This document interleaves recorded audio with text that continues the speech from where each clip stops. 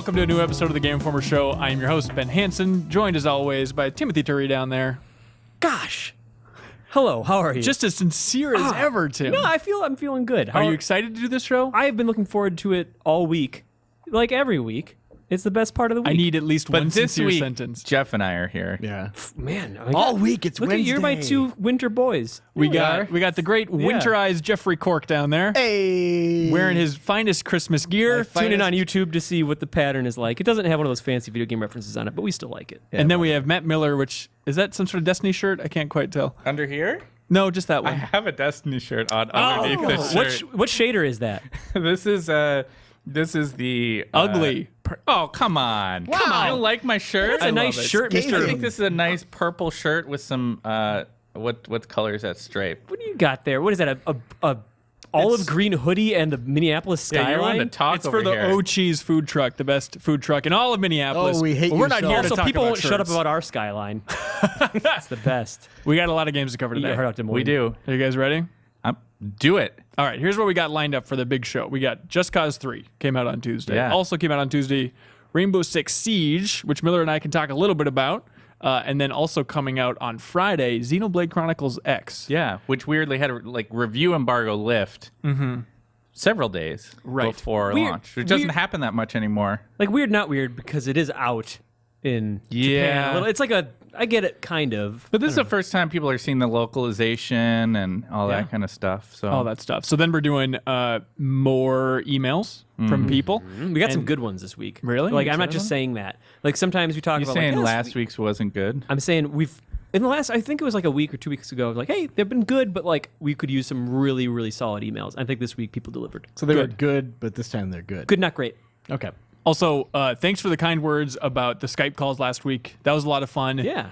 We don't want to do it every week. We want it to be a little bit of a novelty. Special thing. Speaking of novelty, final segment coming up. Returning champion, back of the box trivia. Yeah, we were trying to figure out if I'm undefeated in that, and I No, feel we like- actually figured out, Tim. You're super not, but you're confident that you are. How did you figure it out? That's really we all thought that about matters is if you believe you're a winner, Tim. I don't think I've been beat. I really, really think Look at that. that. Matt Helgeson mopped the floor I with mean, you one he's time. living in a really great world. Yeah, Right? He's infallible. Nothing's tape. ever gone wrong for Tim. It's been great. Check the tape. Yeah. Is this what you've become? Yeah, I asked Dan Reichert what to do in this situation. He just texted me to say, check the tape. It works every time you're being called out.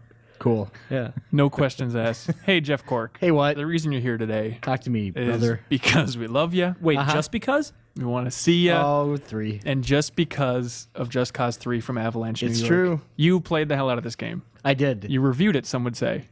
I would say that too. I would say that too. Tell us all about it. First, out of the gate, Yes. is this a good game?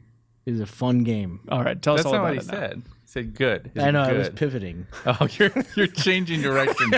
I like it. Yeah, good and fun can be the same thing. They too. can. Yeah. They can. So, were you a big Just Cause 2 fan? I was, but it was obviously not without its problems. If you remember Just Cause 2, remember every time you called like a supply drop, it took like 10 minutes and you watched some stupid cutscene of a guy. I started Just Cause 2 a couple times and lost interest, and then I messed around in the multiplayer mod for a long time and Yeah. had a good time with that. But Yeah. I don't know about the late game stuff. in So that the game drops in are the better, least. is what you're saying. They're fast. They're That's super what fast. I'm saying, yeah. I like it. Okay, but Just All right, Cause moving 3. on. All Is it about the as drops. good as Just Cause 2? Yeah, I think so, for sure. And I was reading out some of the criticisms. We were almost going to talk about this before, Miller. I know. And then But someone Tim shut us down.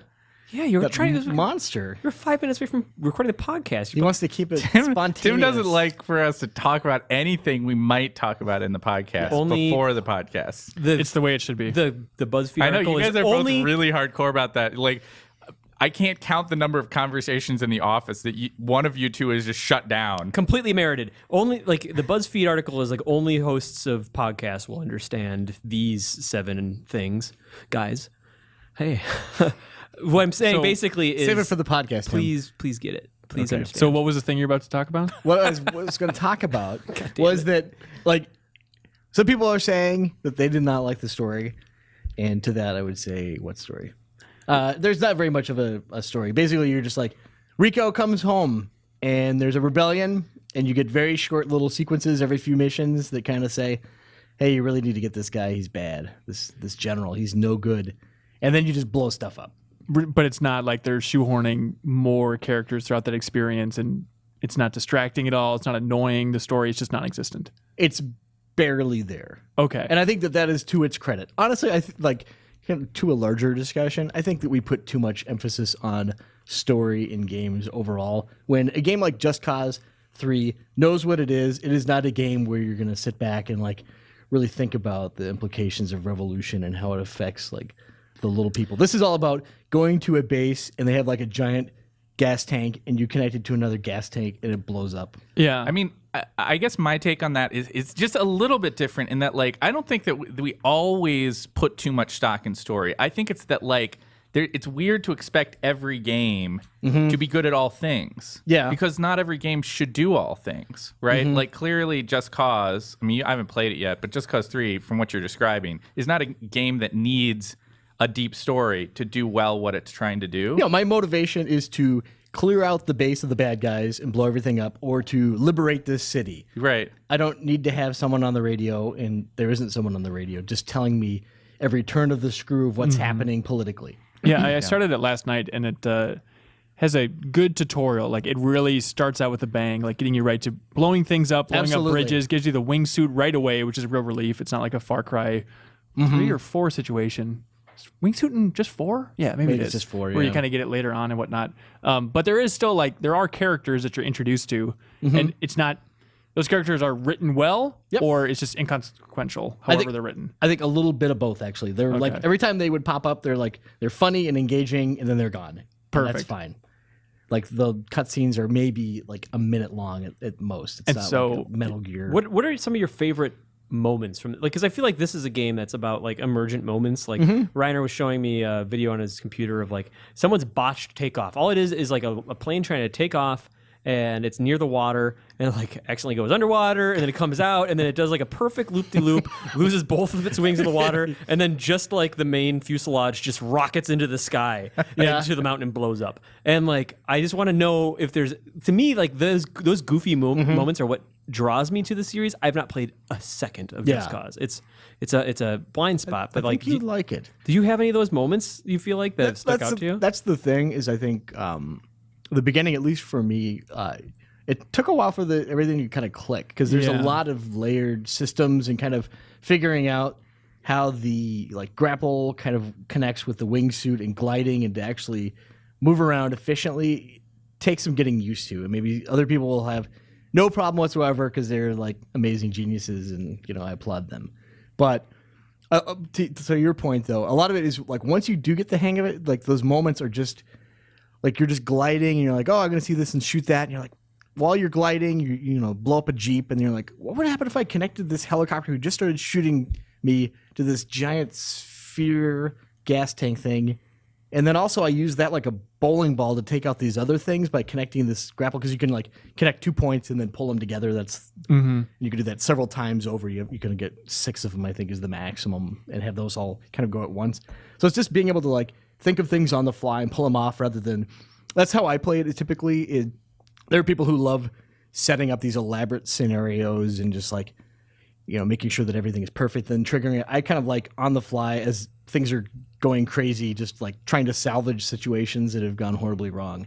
And it's really good at that. It sounds to me like it's like almost like one of the best definitions of like a modern sandbox game. It is absolutely like a sandbox in the same style as like Mercenaries, which I think is probably closest to that than the series has been. Which we played on Replay recently. Yeah. What is most of the mission structure just like go here, blow this up, conquer this area?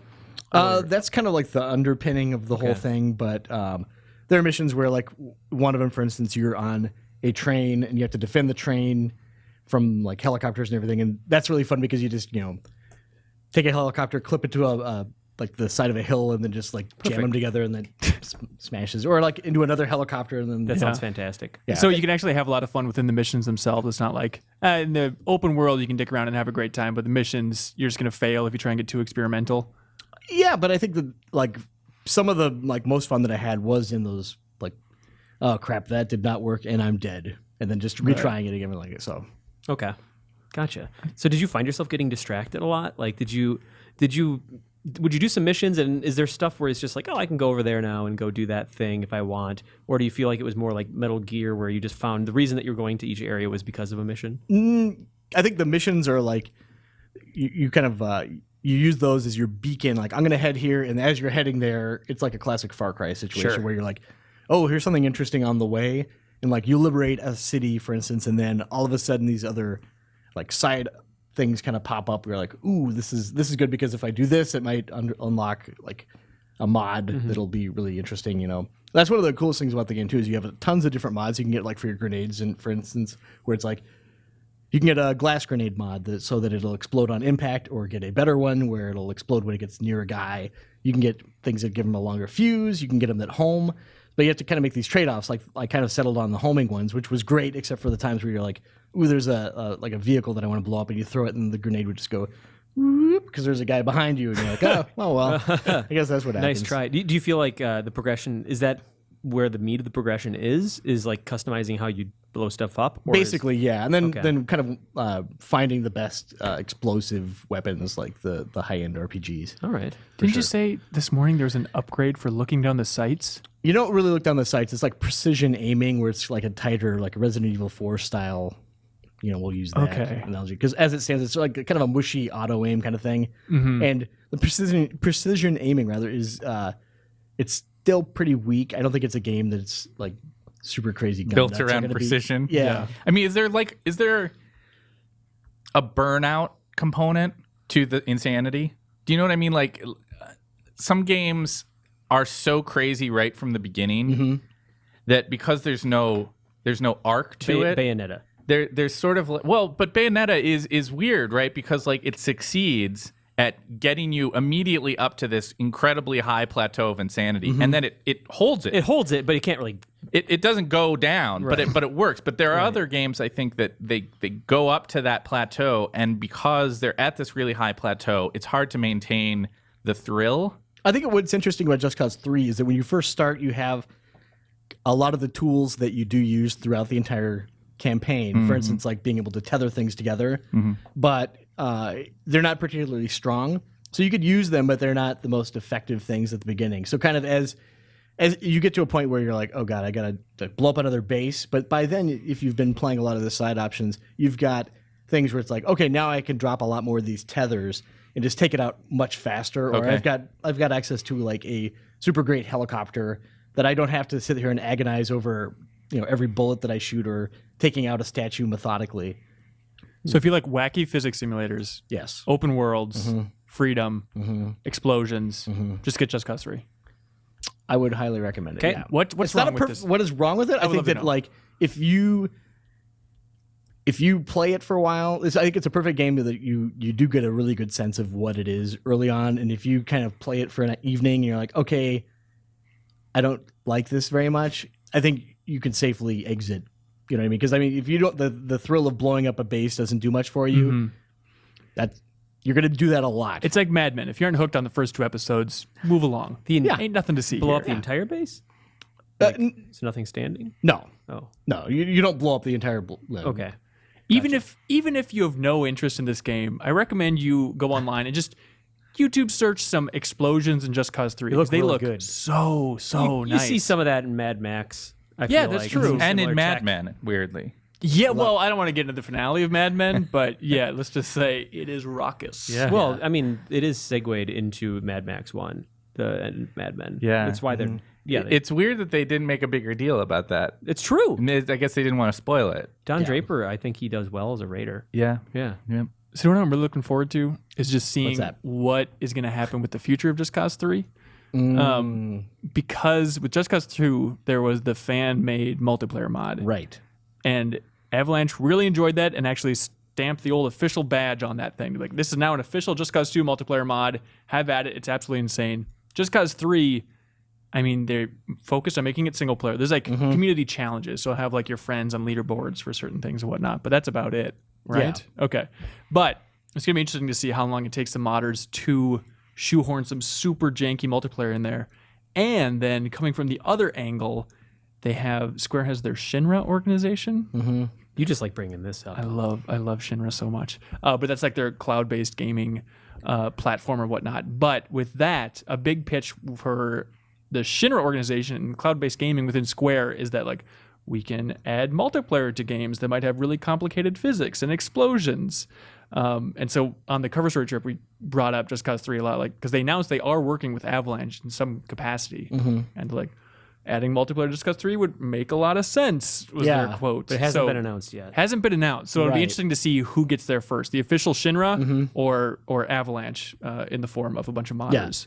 Circle back. So you're saying that it's a race between Avalanche and Shinra, and who will win the day? That's exactly it. Oh, I've heard this story before. It ends really well. Yeah. They do in the game something that's like a very small touch, but it's something that reminds me of like the best moments of Pinball FX 2. Is the constant This competition. just took a crazy turn. You're on full tilt right now. Oh, you. Blue. No, but like if you ragdoll out or whatever, it'll have the little thing that highlights showing the distance and comparing it to like other people and like kind of your position on the leaderboard. It's keeping track of all that kind of stupid crap. So it's super fun.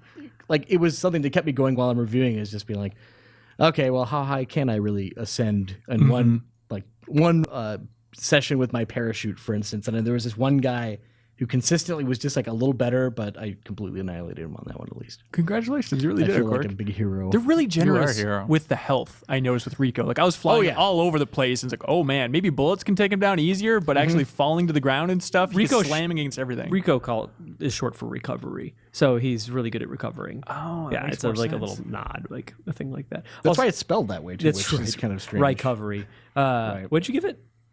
How about an 8? 8? 8 out of 10 points. That's true. That's the scale we're using these days. So good, like a really good game. A really good game. Really good game. Done deal. I'm excited to play it. Also, I meant to say, when we were making the Mad Men joke about going into the apocalypse, the better joke was that Don Draper would make a hell of a Nuka-Cola campaign. And I feel like I just wanted to apologize to say that would have been a better connection to draw. That's all right. Thanks, got you, Tim. Thanks, guys. We all think you're really funny here on here. Yeah, well, sometimes it's noted with laughter, and sometimes just stares in silence. It's all right. I mean, we go either way here. But also out on Tuesday, a certain game called Rainbow Six Siege. Yeah. Matt Burtz is reviewing it. Siege, right? Siege. Seizure? That's right. But Matt Burtz is probably going to be in here next week to talk about all things Rainbow Six. With the He will official have review. played lots more than you and I have played. Yes. So, I mean, altogether, probably played 4 hours. 4 or 5 hours. Yeah. I played a little bit more last night in multiplayer with Burtz. But Matt Burtz and Matt Miller and I played a lot of Terrorist Hunt a couple nights ago. Yeah. And Matt Burtz has his thoughts about the game. It's a very stripped down version of Rainbow Six. It is. A lot of the menu navigation is frustrating. It doesn't really leave a lot for player options. It really is. But co-op Terrorist Hunt, I had a really good time in that play session. I would agree with that. I mean, I have not laughed so hard in the middle of a game as when I shot you in the head by mistake. Here's my scenario. God. So This sounds we're great. we Game of the have to protect this little area. Okay, we get back up though. What's my character class? You are a medic. Your Doc Yes, is your I'm character's Doc. name. Doc has a gun. Presumably a took the handgun. Hippocratic Oath at some point. Yes. He has a gun that shoots healing. So once you get knocked unconscious from a distance without taking any time, you can aim at your buddy and you can get him back up. Otherwise, if you're just a normal guy, you have to run up to him, like hold down the button, wait for 4 seconds, and then the guy stands back clock's up. ticking. Yeah. It sounds pretty wacky for a game that's all about like grounded SWAT team. I don't know how grounded this game is. The way they've been pushing it has been really just like gritty SWAT fantasy. I guess Right. it has that tone, but like the character classes in many ways are like, you wouldn't take that guy into a fight. Which is a guy with a giant sledgehammer. Yeah. Yeah, exactly. Sledge. Sledge, I believe that's his his name. name. Who can Anyway, I so get it. So we're protecting this area inside. I think a we're on, like, this- hostage. Yes. Yes, we're protecting a hostage. That's right. We're on like the second floor of this building. It's Burtz and Miller now. We've barricaded this room. Put just steel barriers up everywhere. Everywhere. I have booby traps on a bunch of entrances. We're holding out against waves of enemies. They'll blow up a wall. I'll be like, over there on the right. On the It's on the right, AI on the you're right. fighting. Tango Yeah. down. Tango down. A lot of that kind of language Yes, that they used reloading. at E3. So you go over there, shoot that guy. We're doing well. I get taken down. A guy comes out from the window behind me, hits me in the leg. But he's not totally dead yet. I'm in recovery, and I got Doc Miller on hand here. I'm ready to go. I brought my character class. Hey Miller, how about you come over here and revive me? And he runs over to me, and then I'm dead. Putting down a gun horse. to the head. I'm dead, and I'm like, well, that's interesting. I'm wondering how this actually worked. And then it shows the replay, and it shows from Miller's perspective, him just coming over to my flailing body begging for help, and Miller raising his gun slowly to my forehead is one shot. Man, you know what? He's a good doctor. He knew when it was too far. He knew he couldn't bring it back. I had to let you go, Ben. Yeah. It was completely uncalled for. So Old Yeller. What happened here was that I drew my wrong gun. Oh, no. I drew my Magnum. It shot you in the head. What was great about it is that, like, this is why you see. This is why crying about it now. I was unable to speak. I was laughing so hard. He was unable to explain what the hell just happened. This is why Dr. Guns are not. They're stalling in the FDA. This is why. This is. I don't know. Yeah. If that's who would approve So that. could you have filled that hole with medicine? Like with a subsequent shot? It should have gone a different way. Well, also we tested out some medical That's right. malpractice because, like, we realized that when you're downed, If you're at like 17 health, yes, and you get shot and you're down, and then a teammate revives you, Yep. you get back up to 50. And like every shred of health in this game is super important for terrorists and multiplayer too, I'd imagine. And so like Miller had like 7 health or something, and so we're like, well, we would like him at 50. Like, wouldn't it make sense for him to be downed and then we could revive him? Yeah. So we all very carefully stood around this kitchen and I shot Miller in the foot. And then he was just down for the count dead. I'm just dead. Oh no! So that we You lost only the get mission. one to get up, Couldn't basically. you physician No, heal but thyself? I don't think we figured out exactly what it triggers. I think it's a teammate thing. I think you can't take out your own teammate. That's probably the case, but I think it's also there's something else that happens. Like sometimes I would get hit by an enemy and I was just instantly I'm dead. Mm-hmm. And other Just a times, headshot, right? I mean, well, I don't know. I don't know what would cause that to happen. Other times I would go down to 0 health and I could still get revived.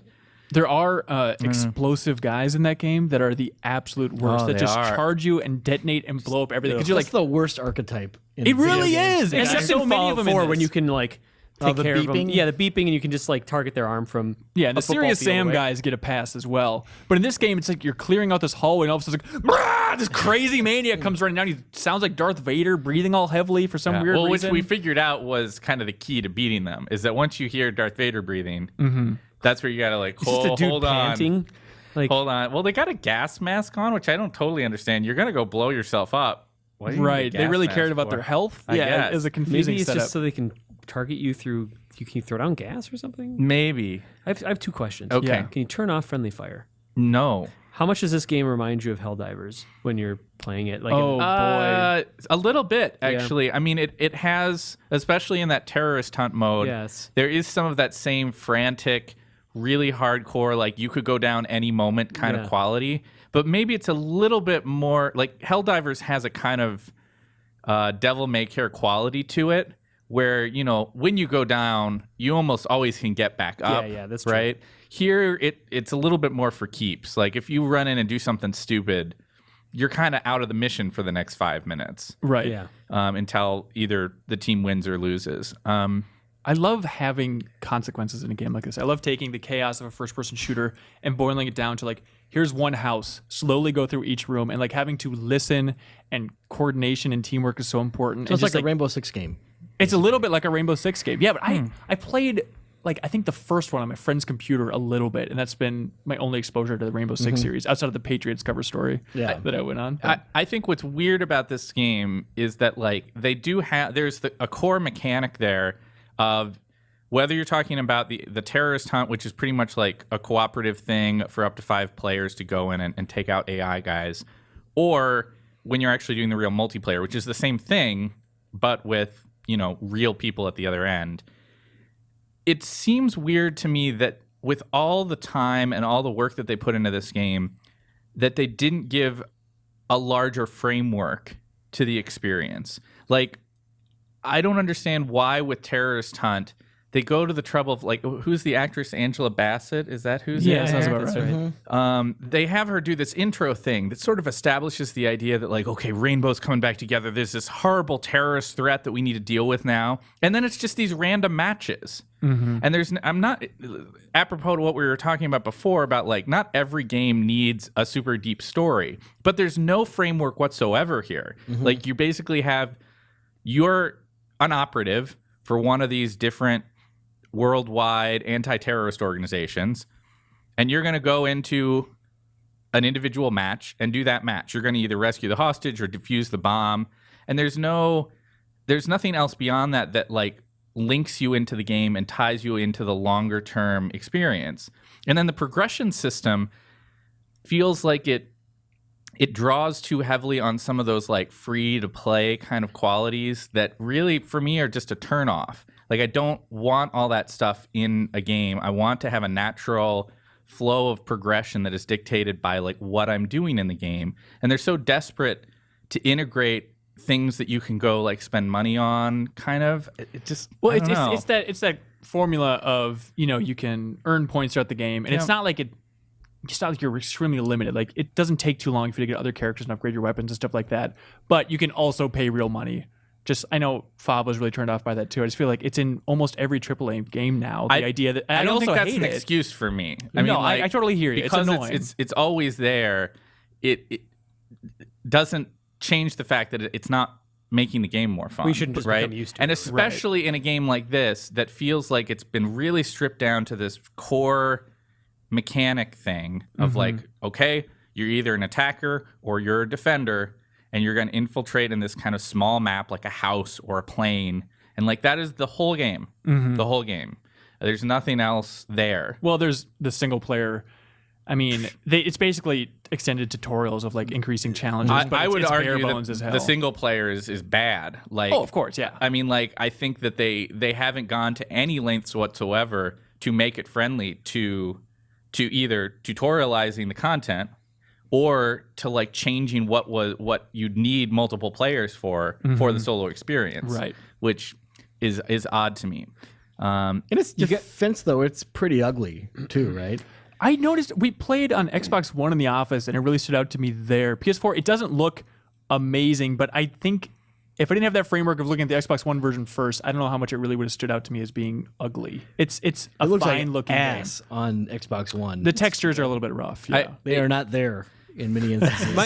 my main question, I think, is like you've talked about single player progression, a little bit of tarot hunt. I feel like most people are probably playing this for competitive multiplayer. Right. Yep. So I tried that out last night. Bert's has been playing a ton. It's that constant frustration that I always have with multiplayer games is that people aren't talking, and this game's all about coordination. And when you're on a team of 5 people and one other person is talking, it's like it's a lot of pressure. And it's like, hey, come on, guys, how about we all coordinate here? Because everybody just treats it like a game of deathmatch. And granted, this was like literally the day it came out, so everyone's just getting used to it and whatnot. But like the whole thing, you're supposed to defend this area, like this hostage or whatever it is. And so it's like, oh, let's barricade this area, hopefully a smaller room, and just defend the bejesus out of it. But everybody just doesn't put up any barriers. Everyone just runs out and tries to shoot the other guys. Like, no. Yeah. You're not playing this game right. So you're saying that you don't have like you don't have a super representative example of like a good match yet. Right. I still think that it can be really tense, and I still love that idea and that thrill of like, oh, there's another human on the other end of this. Let's try and get in this room in a really clever way. I mean, an ideal way to play this game, and this is sort of asking a lot, but if you really want to like give this game a great shot, you got to find 4 friends. So there's 5 of you. All of you get the game, and all of you play together every time you play.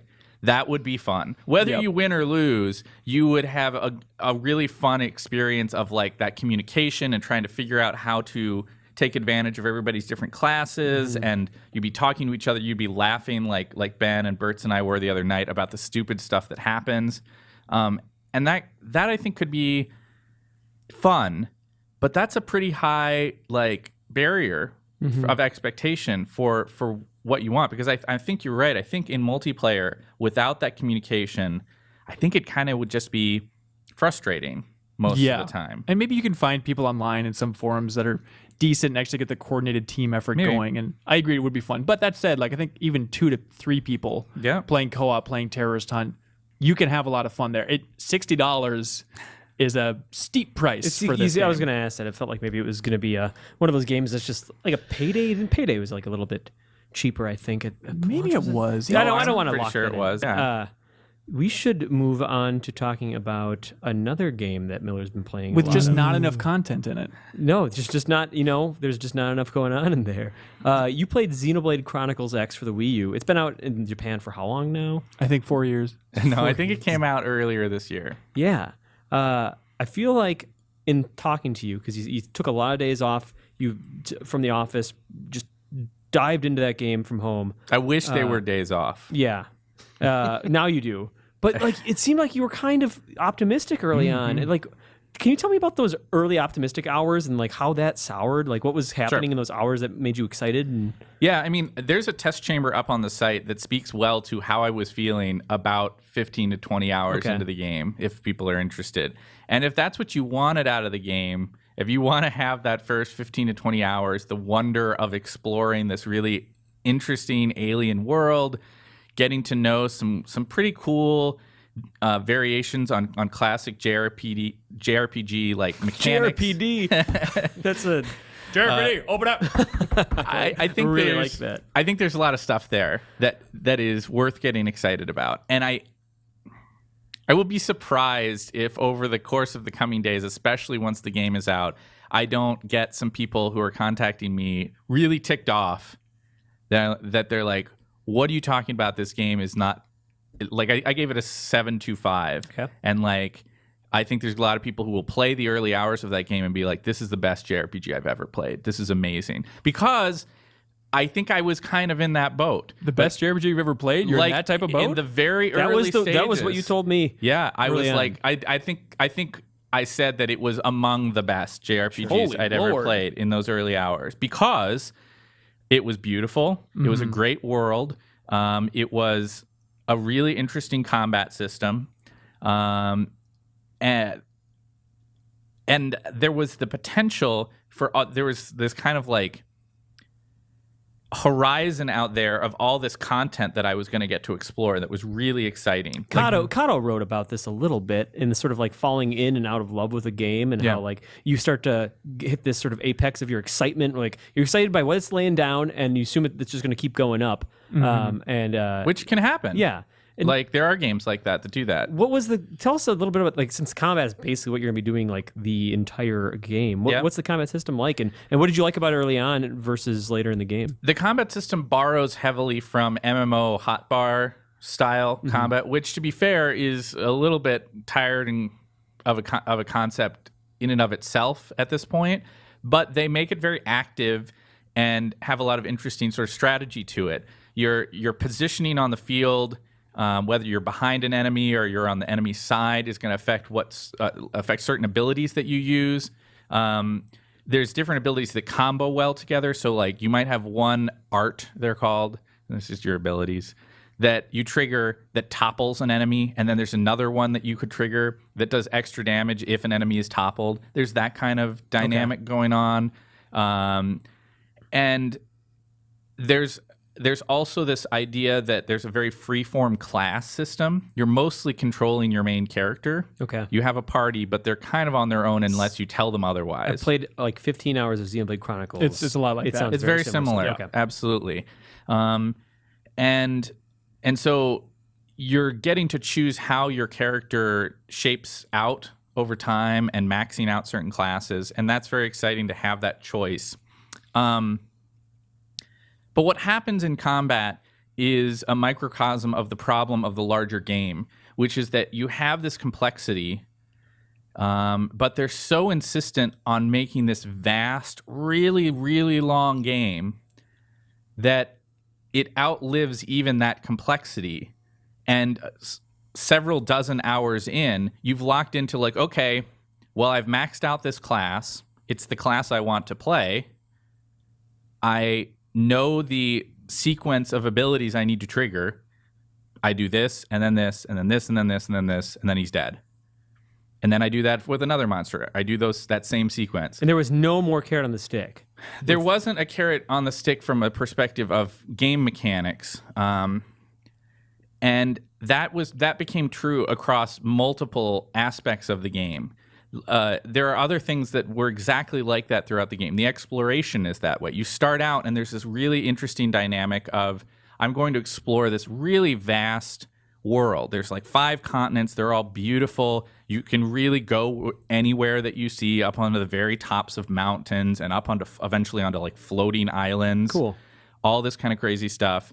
And initially, they give you this task of kind of surveying this new planet. You are human refugees that have crash landed on this planet, and you've got to like figure it out. You got to like find out what's out there. And it's a super fun premise, and even it's like a great premise. Like, hey, there might be more surviving humans out there. So you got to go look crash for with them. the ship. Yeah, Yep. get them back to base here. So initially, you're like, wow, this is pretty cool, and like finding those different places to survey, these kind of data points that are out there in the world. It's like, wow, this is kind of a fun. There's like some platforming involved, and again, you get to a certain point in the game, not 5 hours in, not even 20 hours in, but when you're 40 hours in, and that's still the same thing that you're doing, and it hasn't changed very much, it's a big problem.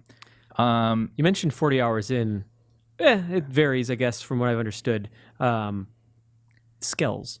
Yes. You get a mech. You get the biggest thing that changes up the mechanic that has the potential to sort of reignite your enthusiasm for the game is many hours into the game, about halfway through the game, I would say, maybe a little less than that. You get access to these giant transforming mecha. Please, we call them mechs, Miller. In the West. We know that it's a copywritten term. Yeah. No, it's not. Where does that come can't from? Be. I think a capital M mech is a copywritten term. And I don't think that mech's lowercase. I just don't think... I think we're sensitive about it because I think we got a letter one time many years we did. ago By that somebody was like, you can't use that term. I just don't think that it is. Let's just call them gears. We'll find out. Next week, it's just like cut, like just straight cut to a newspaper, like Game Informer closed over mech copyright problems. Okay, so Anyway. there's these big robot things that you get in, and they're pretty cool. They do change up. You have a different combat systems, or not different system, but like you get different abilities when Okay. you're in your Skell. Arts. Different arts, basically. And you're also able to now like drive around the world. When you press what was the sprint button, you transform into like a weird sci-fi vehicle and start driving around. This is the first time in 40 hours that you're able to move any faster? Yeah. Wow. Sprinting's pretty fast. Sprinting's Okay. pretty fast. Yeah. All right.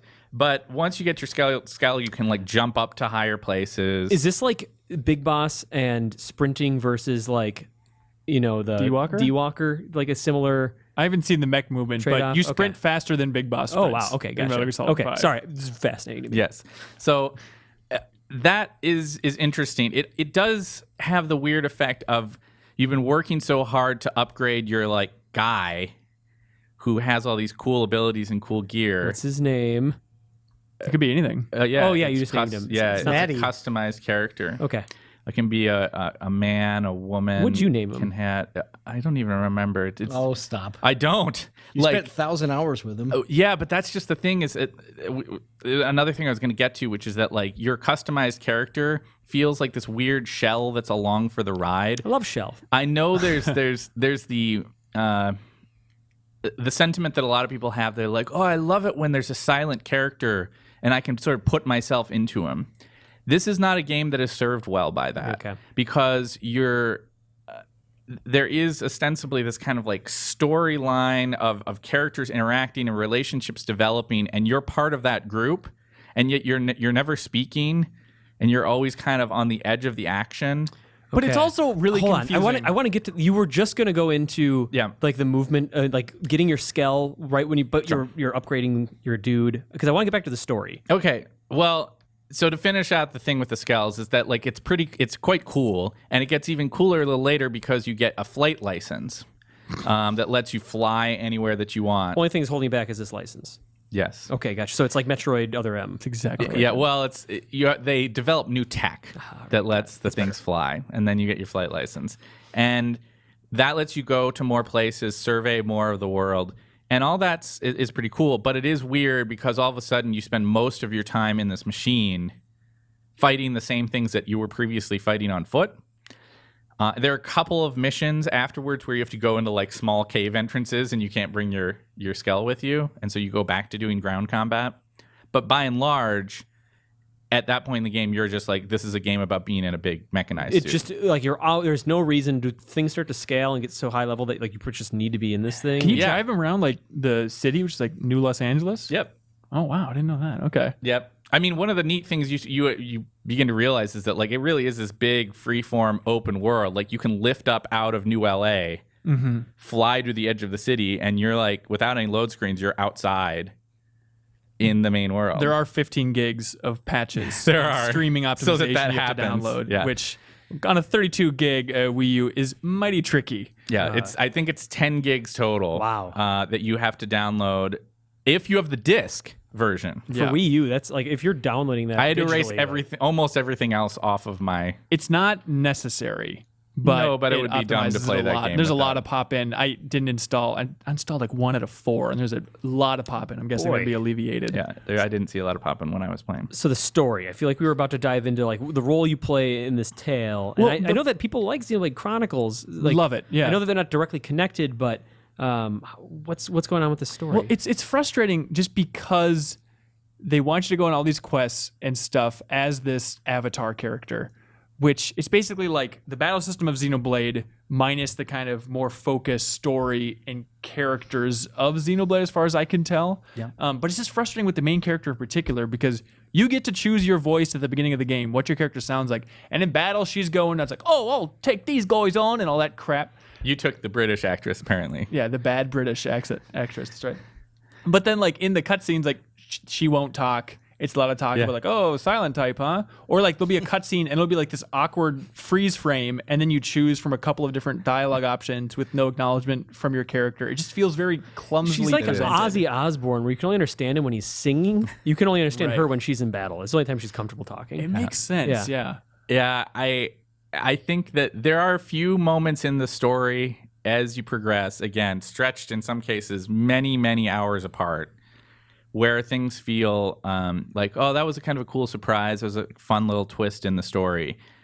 But it's expecting a lot to have those like 3 or 4 moments of like, oh, that was kind of cool, to be the big thing that holds up a story across dozens and dozens of hours. It just to clarify here, to play this game to completion and then explore a good bit of the end game content. And when we review, we try to do a lot of the like side mission stuff. So I didn't do absolutely everything in the game, but I did a lot of it. And I played this game for 100 hours. That's a long time to play a game when only a few of those hours were like meaningful, cool, story-driven. That's such a long Like, time. What if, Events. Miller? Well, here's my strategy, right? Okay. Because I am still interested in seeing more of this game. Sure. So what's wrong with paying $60 for a big old JRPG experience?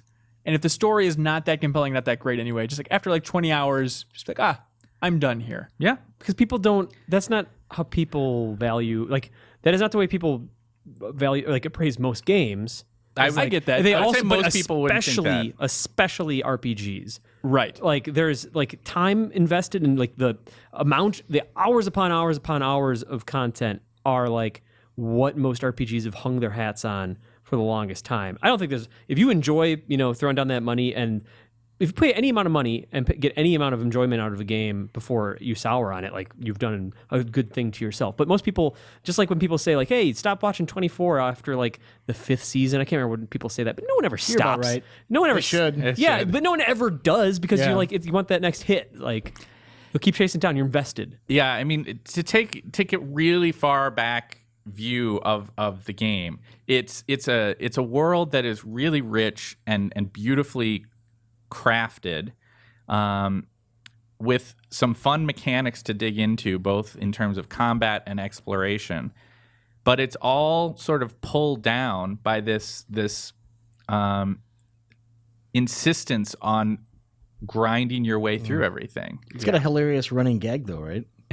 Wait, what? Is Is it Rhine time or what is there's a joke, if you want to call it that, throughout this game. It was And we so do. prevalent, I had to actually call it out in the review, that one of the main characters, a young female character, jokes about eating one of the other party members who's like an alien.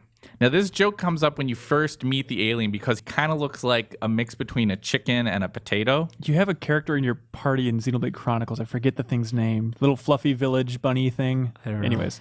Well, this guy is in the party, and this joke comes up the first time. It's like, I think we should eat him. And it's played for laughs. Like it's like written and spoken as You a all right, thing. Chef? Like we should kill this I get guy. it. Stuff. We sold should that kill really this guy, and we should devour him. This thinking sentient being. It's murderous. we should cook him up. And I mean, every single story mission that follows, that joke comes back. I think that your this is 100th like hour. They're still Yes. I think this is. I think The this end is, of the game, one of the last lines in the game. As it's fading on the stars. I'm not joking. Still gonna Like eat the you. very end of the game, there's a joke about like I'm gonna pop this guy in a pot and I'm gonna boil him up. I kind It's of like love on that. Lord of the Rings if just like Boromir kept talking about how he wanted to eat Sam. It is exactly like that. So I like that comparison a lot. I think this might just be like it's hilarious, but I think it might be like a Japanese like pop culture thing because I watched that horror movie House a while ago. Housen it also goes by. It's like Evil Dead horror type thing for Japan. It's awesome. But there's one girl in there, voracious appetite, eating everything. That's the whole joke for her character. You watch something like Attack on Titan, like there's another character she's just nonstop, needs to eat everything. It's to the point big joke in Dragon Ball Z with Goku. He's constantly hungry and eating. Yeah, I mean, it's just like I think it's just one of those things. Like maybe that was just culturally one of those things that just didn't hold up. Well, it explains why every time we go to Japan and go into a restaurant, it's just like a comedy show. Everybody when they're eating cannot stop laughing. That's a good point. It never ends. How do you feel like the writing was all right? Like how'd you find the story? It's not great. You didn't like the localization that well? The story itself has, as I said, a few moments that are like, oh, that's kind of a cool twist of like who that boss is and that kind of thing. But the actual storytelling, I'm not joking. Like that joke coming up all the time really pulls things down. Because like anything that might be marginally serious, like oh no, the human race is like at threat. So here. it's like Jar Jar. If they find where the rest of the humans are, our whole civilization will be wiped out. And then like it'll go from that to the girl being like, yeah, I mean that's terrifying. It makes me feel like I want to eat. What do you think, Tatsu? Do you think we should go eat? Oh, no. Maybe you? You know, and like... Come over and here. Come on. That happens. I and wish you're like, Tatsu was just like, guys, I get it. Come on. Just like being like the voice of the audience. he's not. Like, Jesus Christ. Or just unflinchingly, like the Terminator cuts off a piece of his arm and just cooks it and feeds it right to her. Like, it's not that. Eat it! So that, I don't know. I mean, that the insistence on these kind of returning to this joke is weird. The story, the storytelling is okay at times, although it's odd because not only is your protagonist silent, but there's really only like 2, maybe 3 main characters. Even though you've got a potential party of like I think 8 characters, there's only a couple of them that are ever consistently with your group and that have like spoken lines in the main story. And then you have a few. There's like these other affinity missions where you learn more about the other characters, I guess. But they never really feel like they're like central to the story. So some of them just feel kind of like your Valentines or Yuffies or whatever from 7, where they're like, nothing's really hinging Nothing on really them happens besides to them, right? besides side missions. It Yeah. seems like it's a JRPG thing. Yeah. So that's weird. It's going to be a bummer, I think, for fans that are huge fans of Xenoblade Chronicles, which Yeah. I love that game, but I thought that game with a more focused story still went on way too long. I was trying to mainline that, and I was like 80 hours. Yep. And I feel like so many people are going to go into this and expect the same thing because of the name. But like when they announced this game back in the day, they announced it as a brand new IP. And then it was just codename X That's for right. a really I remember long that, time. By Monolith Soft. My question Okay. is, and this is like, do you think people that are excited for this game, totally hypothetical, people that have been waiting for this game have not been able to play it like we have for review and stuff, do you think that people are going to be upset with this game? Do you think they're going to be disappointed? Or if you really loved Xenoblade Chronicles, are you just going to eat up all of this? Like, I loved old Monolith Soft games. I was really excited for this game. I thought it looked beautiful in preview. When we did a preview feature on it several months ago, I did not write that feature. Kim did, but I went and saw some of the game at that point and was still really excited about it. I thought it looked amazing. And I started the game really excited about it. Like, I cannot wait to dig into Xenoblade Chronicles X. That is where I'm coming from when I say that I don't think this is a great game. You looked every time you came into the office. You looked worse and worse. Yeah, like every morning. Well, because I was playing it for long stretches of the day, and then I'd come in and like do the stuff we needed to do for work, and then go back and keep playing for another like 8 or 9 hours. And I think that my initial enthusiasm, as I kept running into barriers that were keeping me from enjoying what was fun about the game, that really is what soured me on it. I would get to a chapter of like, oh, I can't wait to see what happens next. And they'd be like, I need to be what level? You want me to survey how much of this other continent first before I can just see the next story, part of the story? Like that, it's not fun. But you know what never gets old? And I'm sincere about this. I think it's the greatest thing. Is this game does it really well. The demo for Final Fantasy 15 does it really well. And even to some extent, Metal Gear Solid 5. But gigantic things like creatures in an open world, like 5, it's Sahelanthropus that's in the trailers and stuff. But just interacting in an open world with gigantic creatures is something that I feel like I haven't really experienced until this year in a really satisfying degree. Like gigantic. Some of these dinosaur things in Xenoblade are absolutely massive. Like bigger than Colossi? The size of the Colossi. Yeah, that's the classic good example, I guess. But that's not really. I mean, they're not roaming the open world. There's something about seeing it completely free, not confined to this little battle arena. It's a little guy in a big world. Yes, I guess absolutely. it is. Yeah.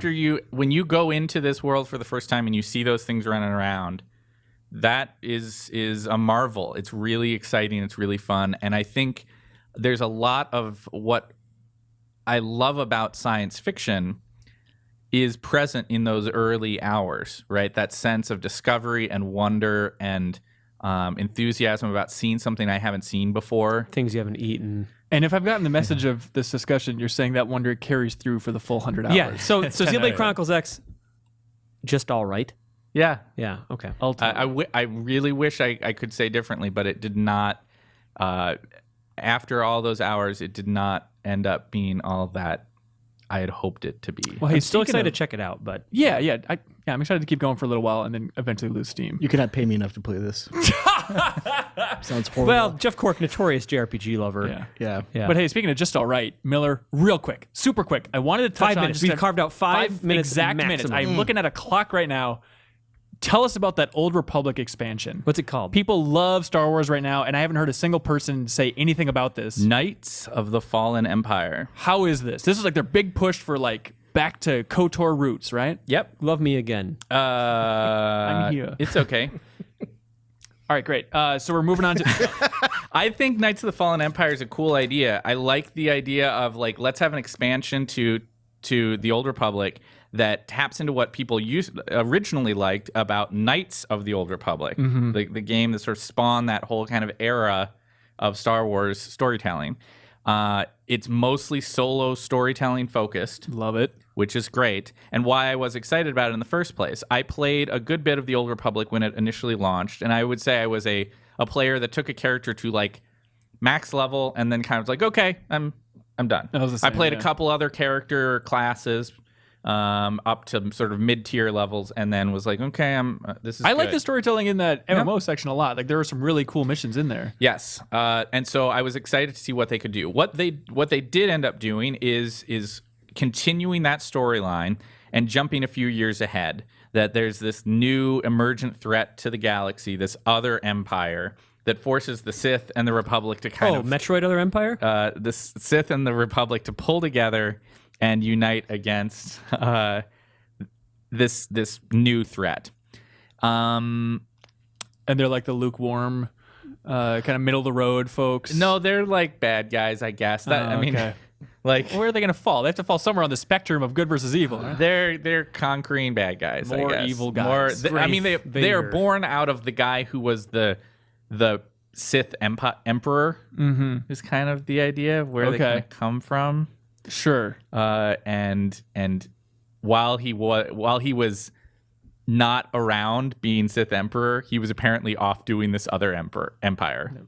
Emperor Philanderer. Is it weird? Yeah, he was cheating on his first empire with his So that sounds like a great opening cutscene. Yeah. And then you're playing more Old Republic. Well, that's ultimately why there's two reasons why I would say it's not everything that fans might want it to be. One is that this game is still the Old Republic from 2011, right? There's been a lot that has happened both in game design and particularly in MMO design in the years since that first game came out. As such, going back to kind of classic hotbar style MMO combat and quest structure and that kind of thing feels a little bit tired. It's also odd because you're running through these worlds, and even though it is solo focused, you're still kind of like seeing these other people who are kind of on the same missions you are on. In Old Republic, they used to have like those certain colored doors. Once you went through there, you're the only one that could be seen. You still have some of those, which is good. But at other places, it's weird because you're seeing these guys who are very clear. Like, he's fighting the guy I just fought. Like, the boss I just fought, and he's back alive, and this other guy is fighting him. I think I'd still be up for it, but you said it was like episodic or something? So I said there's two things, right? The second thing, other than somewhat archaic gameplay design, is that you basically get a subscription to the Old Republic. That gives you access to what is out of Knights of the Fallen Empire. But what is out is basically the intro to the story. Now, this is 10, 12 hours of storytelling, but that takes you up to the point. I mean, the basic arc, this doesn't really spoil anything, is that, like, you need to lead a fight against this empire. And no way. What's out so far is, like, you get imprisoned and put in carbonite. Some buddies wake you up.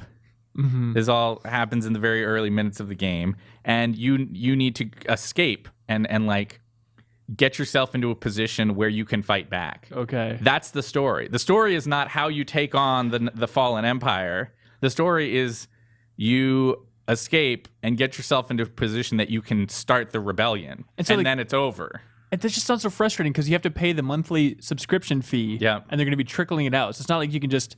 It's a free-to-play game now. It's not like you can just pay once and then get the full story. It's a real bummer. You know, you could if you wait. Right. In the context of, like, if you look at the way Blizzard has done their expansions, they deliver a full, like, story arc pretty much every single time. Yeah. And I feel like you have the excitement and some promise here without the follow-through. That's a bummer. It doesn't have that follow-through. It's not bad, though. Like, what's there, the story missions are pretty fun. There's some fun character interactions. There's the potential for, like, having a romance with certain characters. Some of that stuff that you want out of a BioWare game, you can get, and that's pretty cool. But I think going in with the expectation that, like, this is somehow a new Knights of the Old Republic game, which is kind of, to be fair, is sort of how they've positioned it. Oh, 100%. They call their game Knights of the Fallen Empire. Right. In an allusion to Knights of the Old Republic. Right. I don't think it's that. But it is something that keeps alive a game that has a lot of cool things about it. And mind you, we were just talking about playing the Knights of the Fallen Empire content that just came out. If you have not played anything of the Old Republic, they've revamped the flow of like leveling up from 1 to 50, which is like what was originally there, so that you can much more easily just go through the different class stories, which is really cool. There's other expansions that have released prior to this that you also get access to. So there's a lot of content there now that you could dig into. But if we're just talking about, like, do I want to go in and just play this Knights of the Fallen Empire, jump a character up to 60, which it lets you do one time for free or one time with your subscription, the experience is maybe a little bit of a letdown.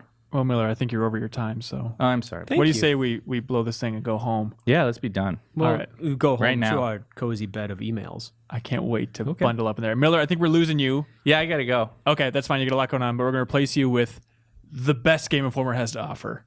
Absolutely. This is going to go way better for you guys than if I had to stick around. Great. So stay tuned for emails.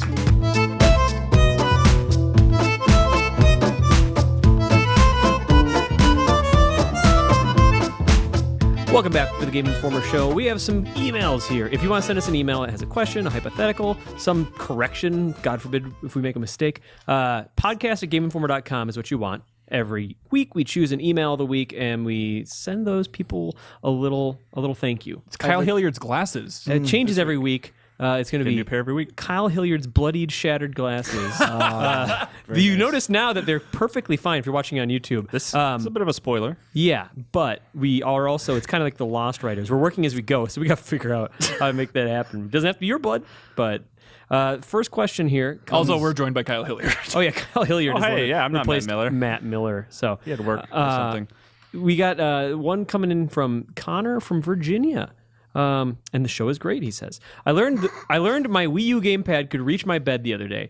I immediately thought what my grade school self would have done with that kind of power. I used to sneak my Game Boy Advance in bed so I could play games as long as I wanted to with no parental supervision. On the weekends, I would sometimes sneak downstairs to play Zelda with the volume muted.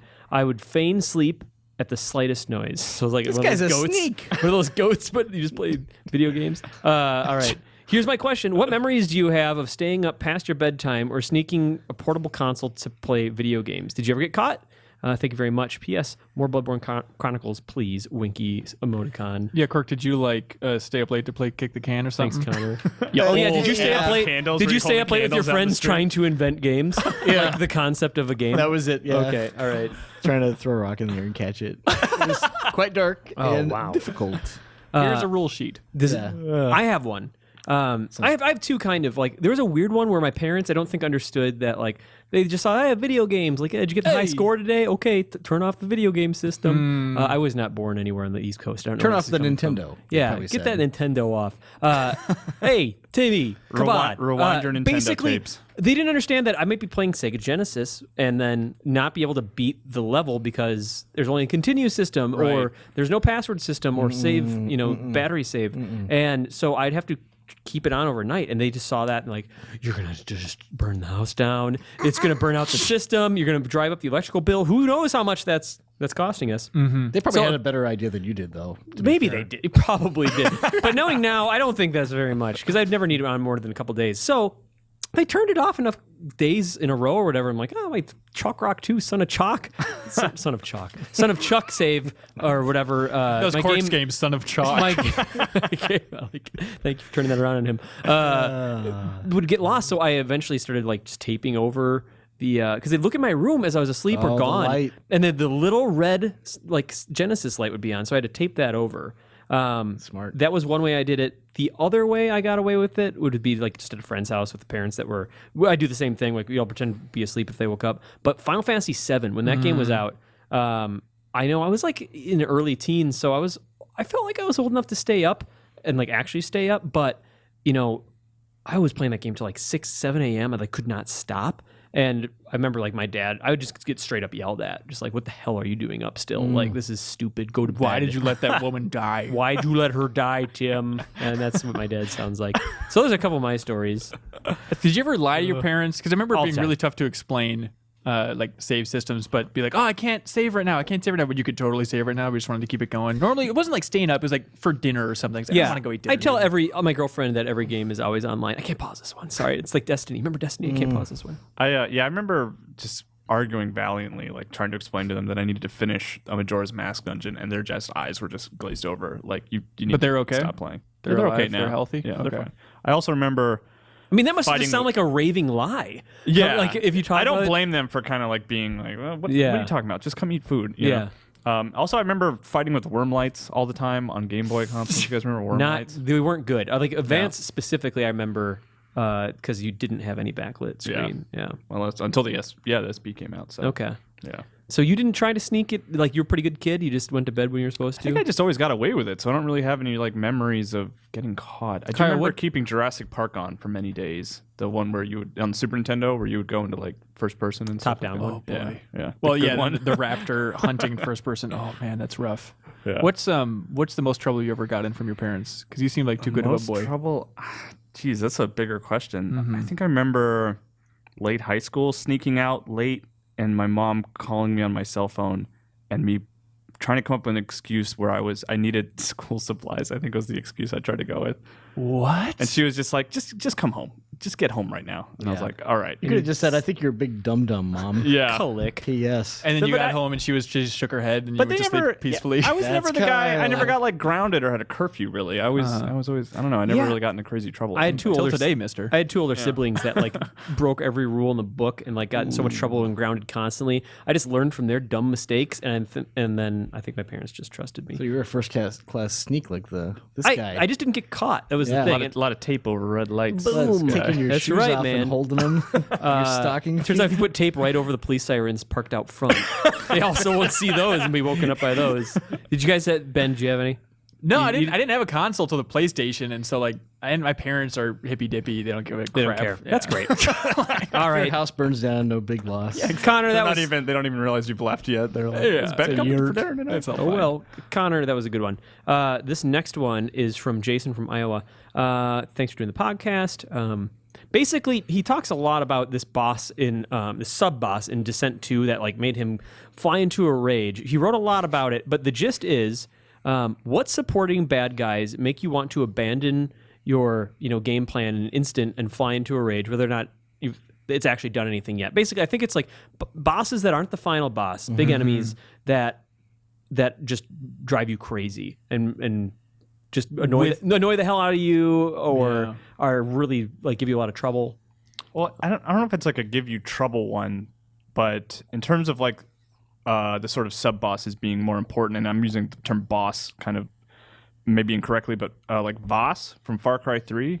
I remember him being like way more interesting than the end boss, and kind of, that's a good one. Yeah. and kind of almost being like disappointed when he. You see, that's the left the opposite game thing. early, I think this is supposed to be really annoying. So it's like things. boss battles, like Boss specifically. battles, like Yeah. Okay. I like to me, I thought about like Salazar from Resident Evil 4, and how Sadler's like the big bad guy, like the robed dude who's like kind of a non-starter as far as a villain goes, but Salazar was like this weird Napoleon dwarf guy, and he was so grating. His voice was so annoying, and he was so ugly looking. You had a robot. You had a giant like statue robot that's like chasing you down, and there's like this great moment where like he's just absolutely shit talking Leon, and Leon just like takes a throwing knife and just whips it, and it just like pins his hand or something to a wall or something like mid conversation, and it's just like I remember in that moment I was like, God damn right, like that felt so good. This guy sucks. It's amazing. I haven't played the game for like 9 years all the way through. I had no memory of Sadler, but like Salazar, yeah, of course I remember that guy. Right. Yeah, Sadler. I have no image in my mind of what the hell that guy looks like. You know, Salazar's in the castle, and he's about like assuming that people probably started up Resident Evil 4 a lot without finishing it again. You get to the castle, and that's I think when people start to peter out. it goes for so long. It does. I remember being surprised when you learned that he like wasn't the main boss. Like, Oh, it yeah. just seemed like he was being set up for that. You know. They referenced Sadler at that point, but if you mixed up Sadler and Salazar, I think no one could blame you. The big eye from Mega Man came to mind too. Which Oh, like yeah, they're that guy for sure. A lot of times they put it right before a boss door. These would be like these big bullet sponges that would just be like they'd maybe like do like two like short little jumps and then one long jump, and you have to like jump like run underneath them, or they'd take off like half your health. And it's in all the NES ones? It's in the classic ones mostly, and they were just so annoying in that if you had anything less than half health, like you're like, I've either got to kill this thing clean, get by it, or I have to start over from the last checkpoint. Even the mini bosses in like Mega Man X and stuff always frustrated me because they didn't have health bars. Oh yeah, But yeah. they would, so you would like, I guess I don't know how long I'm going to be here, but Yeah. I'm going to get comfortable. They were up there too. Okay, thank you, Jason. That was good. We have one from a different Connor from Laramie, Wyoming. Hey, all. First off, great show. Keep up the good work. Also, apologies to Ben Hansen on the name mix-up last time. Oh, that's okay. Everyone makes that mistake. Chris Hansen. I've been a fan of navigation mechanics in games for a long time. From my first experience with the rush of swinging through the city in the GameCube era Spider-Man 2 to the parkour of Assassin's Creed. However, I also remember the Wii version of Spider-Man 3's swinging as possibly the most disappointing experience I've had with a sequel. My question, what navigation mechanics really grab you guys? And inversely, what mechanics make you want to puke like you ate a couple ghost peppers? Thanks, Connor. So I think this is just like movement in games. What feels really good? What sucks? What sucks?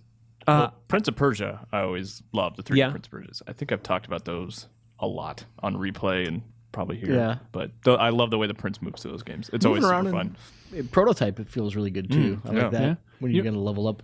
This is a simple one just because it's 2D, but I'm a sucker for any platformer that allows for a hover jump. Basically, the Yoshi flutter in Yoshi's Island, but then even like It's a Rayman gives you princess. like a little hover and whatnot. So did you like- use Princess Peach in Mario 2 a lot? Yeah, 100%. Well, I never played Mario 2, but in 3D World, totally. Yeah. Okay. So you'd prefer a little hover to like a bigger, longer jump or anything like that. So A little bit of hover in my life. I went for, honestly, I thought it was a little challenging at first. You said Prototype. Infamous is mine. Like just getting around in that. Yeah. It's like the satisfaction of climbing a building like in Infamous, except that, or in Assassin's Creed, except you just bound up it and then you just like grind on the power lines and then you're floating onto another one. Like the way those connected felt so good for me to me. Like as far as open world mobility, like that's one of my favorites. Assassin's Creed Syndicate I think is pretty solid too. I think it solves some of the problems I had with Assassin's Creed like parkour, which is like, too demanding. It's like, oh, that brick that's sticking out a little bit, so I gotta shimmy over here. It's just like you're killing this like power fantasy or whatever of being a parkour master. But the grappling hook helped a lot, even though that's touchy too. Bionic Commando, the reboot, honestly, the swinging wasn't the worst part about that game. It was the environment around it, and it was challenging, but once you mastered it and fell into a rhythm, I thought that was pretty good. Arkham Knight, Arkham Knight was the other one. fantastic. The gliding and just trying to get that like permaglide going felt really good, and just like the double, like when you'd get the grapple and latch onto something and be able to like double tap it, so you just So like, satisfying. zip onto it. Yeah. Land on a guy and just punch him in the nose. Yes, Take punch him that. right in his dumb nose. Talk about Batman, will you? Come I'm on, right here. I'm right here. These ears work, you dingus. Say that about Bruce Wayne again. I mean, no. Oh God, I don't kill though. What? What do I do? On a side note, I really like.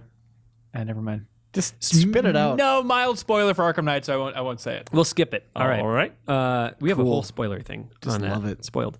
Josh from Raleigh writes in. Let's say you found yourself suddenly transported back in time to the early 80s. You have little knowledge of sports events, the stock market performance, major elections, and global events. Sounds about right. But a deep understanding of video games. On point so far.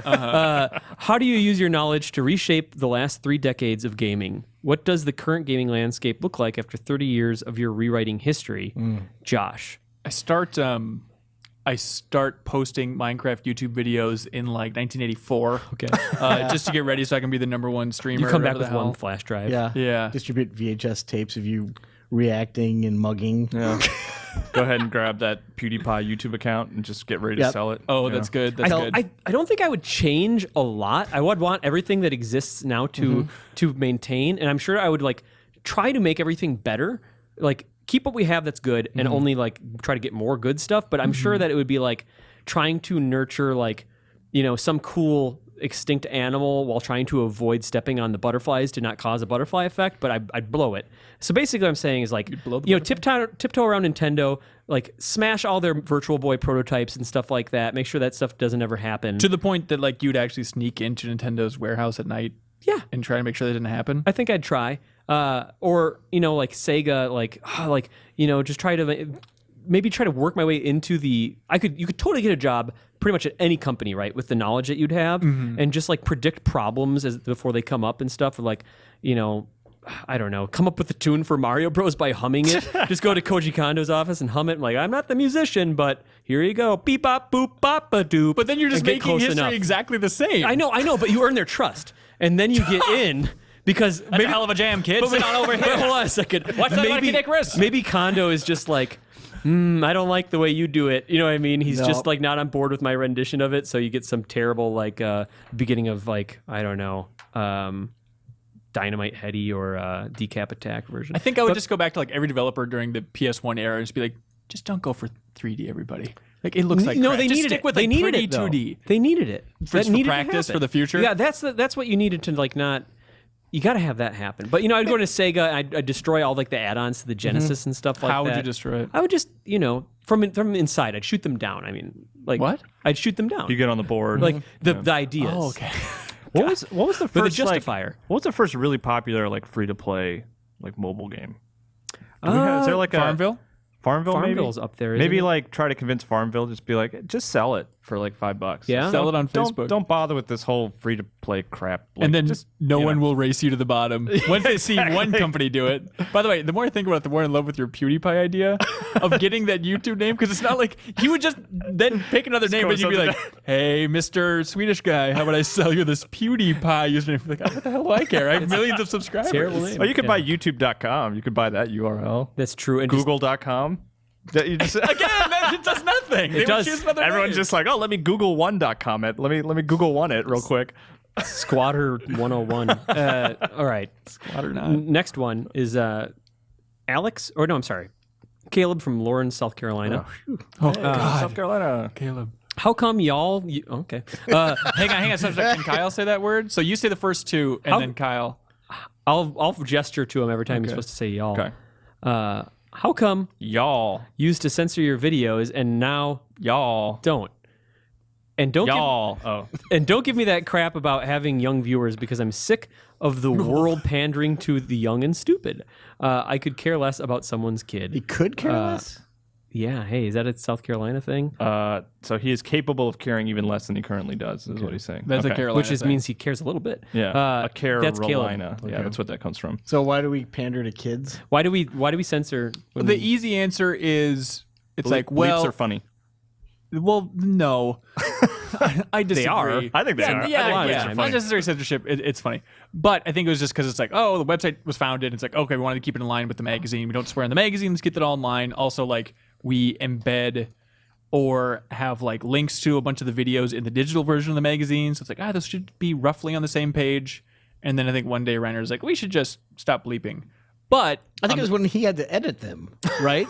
Because he didn't want to actually, do the it might be a little bit bleeping. connected. It might be a little bit connected. Interesting. Like in the lack of Jason era, like the post Jason era, I think he did a little bit of editing along with Kyle. Jason But- A. Stryker now at Giant Bomb. Correct. Ugh, lovely, lovely gentleman. But with this podcast in particular, I don't know. We still censor it. We don't really swear too much. We get weird and dark. It's tough to censor a long, dark conversation. But It's like, tough to censor tone. but I do get compliments every once in a while and comments of people being like, "Oh, I'm so glad I can listen to this podcast with my kids and not have to worry about it." So it's always tough to find a way to stand out for a podcast. So I think making it safe to listen to around your kids is one tiny way. So More or it's less, not hard but- for us. But We're not- you got to be careful about us salivating on the mic as we talk about like turning someone into a bloody mess in Fallout 4 or whatever. right, Yeah. right. You can talk or about the that. fact that there's no Santa. Just kidding. There super is. Hi Santa. He's off camera. Did he write in today? That's a super cool move, by the way. Love it. Thanks, Caleb. Dynamite stuff. Thanks, Caleb. Hey, GI. Sometimes this is Alex in Maryland. Hey, GI. Sometimes I hear people praise Bloodborne. Oh, also, sometimes I hear people praise. Okay. Sometimes I hear Oh, I'm people sorry. praise Bloodborne for its art design or aesthetic. Possibly on this podcast? Yeah, probably on this podcast. To me, it's as if a 14-year-old goth boy was given free reign at Costco on sale. And Costco had a sale on bulk coffins and blood. Ah, yes, sir. What is a common praise of a recent game that you just don't get, Alex? First of all, Alex, I just wanted to read this just to point out that sometimes we read emails that are wrong, that have wrong opinions. So that's fair. What's important, Alex, is like you don't have to like that aesthetic, but they nailed the sort of gothic. Well, you say goth. You say goth as in goth boy, like modern goth, but that's based off gothic, which is based off like Gothman gothic, prophecies. Gothic architecture, Gothic literature, which is like the origins Crow. of some classic horror. Crow. Basically, so it's nailing that. Like what modern, like basically it's. You're missing, why don't you you're go missing write the a point feature, a little Tim? bit. You're missing the point a little bit. There are a ton of coffins in it, but also that town in Bloodborne is suffering from a terrible disease that they can't keep up with. So it turns out Coffinitis. there's going to be, it's a whooping coffin. So anyway, they're going to stack up there. So I think it's an absolutely well realized world. And if you don't like it, that's fine. I don't think Halo 5 is worth any praise that I can really think of. we're just bashing popular games. No, now? we're just talking about games that we can't relate with the praise for. Specifically, like the kind of art direction, I guess. No, he's just saying, what is a common praise of a recent game that you just don't get? So I guess I should be more specific about Halo 5. I guess no one really did love the story, and I don't love the No, story. I don't think anybody's defending the Yeah. story in Halo 5. Well, when you were reading the question, I was kind of thinking specifically from an aesthetic direction. But you can choose any facet of And it. like in that regard, I've never been a big fan of the costuming of like Final Fantasy characters. Like even like Final Fantasy 15, I don't like the way those characters Agreed. are dressed. Are not a Tetsuya Nomura character design. I guy. like the art, but when it's translated into 3D, I don't know. It feels weird. Okay. You just prefer I all like the characters. logos. The logos are great. The Final Fantasy logos. Yeah? Yeah. They are really good. Okay. Anyone that defends Witcher 3's combat, I cannot understand. Is it really that bad, or does everyone just need something to rally around as No, like no, the no. main thing? No, okay, driving all down right, let's Witcher turn it 3? around. What do you like about it? Oh, I haven't played much Witcher. I wasn't ready to Oh, finish. I'm just saying, okay. is it really that? Because it's just come up again and again and again. It seemed inoffensive for my time with it. 4 hours or something Well, like that. the tricky thing, what difficulty were you playing it on? Normal. Okay. I mean, once it starts to get more demanding, it wants you to, use these certain oils on your blade, and you have to use that in combat. And then, but you can't. It wants you to. The harder it gets, it's asking you to do that. Yeah, you don't have to though. But if you're in a battle that's slightly over your head, it can give you an edge. Yeah. Literally against the competition. But once you're in combat, you can't apply those anymore. Right. And it wants you to switch between your signs a lot and use those differently. And I You guess just want to stick with fire. That's what you want to do. I felt like the shield thing worked a lot. Dodge roll. You want to like I just counter. so you like the combat in Witcher It's 3. totally fine. It's not like I thought like, holy cow, to censor this for the kids because we're dumbing it down. Holy cow, this is amazing, and I wish everyone would emulate it. But I didn't think it was anywhere near like bad enough to call it out in any way, shape, or form. It'd be like saying the combat in Mega Man is lacking. It's just like it's not a combat game, really. Like it just seems weird to me. I guess so, but I mean, people railed against, criticized, I think, Dragon Age Inquisition for similar things, where you're just hitting the same few buttons in a row, and it was too close to Dragon Age 2 for a lot of people. I felt like that was some of my criticism, even though you could switch between people and have like that strategic view.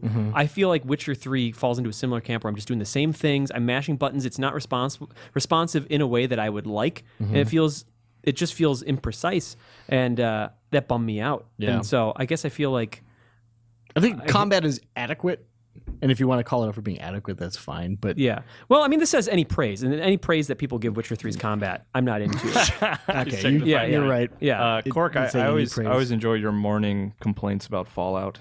Those are always fun. Oh my god, Just about that the game bugs is that like you run into. this morning. I went into a place, and there were people sitting in those chairs that you see in the 60s, or heard shaped of like chairs. a hollowed out egg, kind of like that. Oh yeah, the Men in Black chairs. Yeah, The Mars Attacks talk show. the chairs. marzipan chairs. They're very cool looking, right? So there's some characters sitting in that, but they're sitting sideways, so their legs are breaking through the. It's like, why do you go to the trouble of making those dumb chairs if you can't even put people Made in of there? delicious marzipan. And especially if it's like a little set piece, not a set piece moment, it wasn't like, but it's like a moment where there's like a tableau, the stage has been set, people are in a room already, and they're just clipping through there. It reminded me of Assassin's Creed Unity when someone's stupid long coat was going through the back of a chair and it showed it in like a cutscene that you could move. It's like, why even highlight this? No, I remember Assassin's Creed 3. Was those it coats 3? drove you Oh, it was insane. 3. It was like the three, you're opening right. cutscene. I Yeah. remember. Yeah. That kind of stuff just drives me insane, where it's like you have control over the camera, fudge it for this moment. How do you? Or maybe don't put this stupid chair. Put one of your crappy, rotten chairs that it's all throughout the rest of the ugly world. How does it make you feel like whenever the camera will like turn to a character and it'll do that thing where it's like that character has now just been respawned in the world and everything just kind of settles again suddenly, like their hair, their necklace, or their clothes, everything just kind of. Or like a car in the Yeah. game comes down. Yeah, yeah. Just, everyone just took a big breath. Yes, and everyone's exactly. Like, all right, the cutscene's starting, so everybody exhale now. The stiffest, Welcome, everyone. briefest breeze is just blown. Wait, what was happening before I got Yeah. here? Just chaos. Just a tornado of objects. I'm having I've warmed up to Fallout 4. I'm having a great time with it, but it is very frustrating. So I understand the praise that game. Any chance Fallout 4 is making your top 10? Oh, it'll make my top 10 for sure. okay. I'm Yeah. making mine. Yeah. Sure. Okay. At this point, I mean, I put close to 80 hours into it. It's like if it does not crack my top 10, I don't know why I'm doing this to myself at this point. right. Yeah, right. I mean, it's clearly not a Xenoblade Chronicles X situation for you. That sounds like a marvelous time for some people. I'm looking at you right now, Cork. I'm and looking you at know you that if right you were back. watching on YouTube. good stuff. When I look at you, I think about you. Yeah. But I also thought about you when I wasn't looking at you and I was pulling this podcast. Okay. Email It's a here. Stephen Colbert song. Well, yeah, that's right. Eileen? That's an easy one to 5-star. Every that's for time I sure. see you, I think of you. Wodog writes in. Wodog. Hi, guys. Love the Hi. podcast. Listen to it every week. Thanks. Think of Jeff Cork when you hear this one. Okay. So what do you guys think about the crap. growing importance of narrative and writing in games? It seems to me that in a lot of ways, a game's writing is becoming more and more important, and in some ways overshadowing the gameplay, excluding point-and-click adventures where writing is kind of the point. Personally, I like to think that that good writing, unfortunately, sorry, Wodog. Personally, I like to think that a good writing... Oh, that's just mean. I like to think a good Oh, no, writing that's mean. Come on. as a cherry on top. What do you guys think, Wodog? I think that he's kind of his final sentiment is kind of what I think too. like if a game incidentally has good writing, that's awesome. Right. And yeah, I agree. And that like Last of Us is this crazy anomaly. They're outliers. Yeah, yeah. Like you play a game that has an amazing story. For me, I think I don't know how to articulate this without sounding like a big asshole. Please just Maybe you are do. just a big asshole. That could be. I like to consume a lot of different things. So I feel like there are some people that probably like storytelling. The way they get that is primarily through video games, and their expectations may be somewhat lower. I have pretty high standards when it comes to like if you're going to tell a really in-depth story. Right. So I think we cut writing too much slack, I think, in games. So, what percentage of game writing is bad? 99%. Okay. What are the standout examples? Last of Us stands out for you? As it being a good story? Right. Oh yeah, for sure. I like Last of Us. a lot. Which other ones emerge above that? Ice, water. Well, I cube think thing? like games excel at Iceberg. characterization. I think that like it's a great medium for like getting to know someone over an extended period of time. But usually the motivation in a game is kind of lacking for me. Right. I mean, this is really driven home. I think we've all experienced Rise of the Tomb Raider at this point. It's a bad story. It is, And it has people bad do not characters in it. really talk about how weak that is. I want to preface this because I haven't talked about Rise of the Tomb Raider yet. I really like Rise of the Tomb Raider. It is a fun video game. Yep. It is better than the reboot from 2013. It's more fun than I've had with Uncharted games. There's a common comparison there. But in that comparison, on a bad day, any team at Naughty Dog, I think, could write Rise of the Tomb Raider under the table, like just completely blow it out of the water. And Lara Croft, I mean, she has so much potential as a character, and she doesn't have anyone to play off of, in her defense, but also she's not very got Jonah.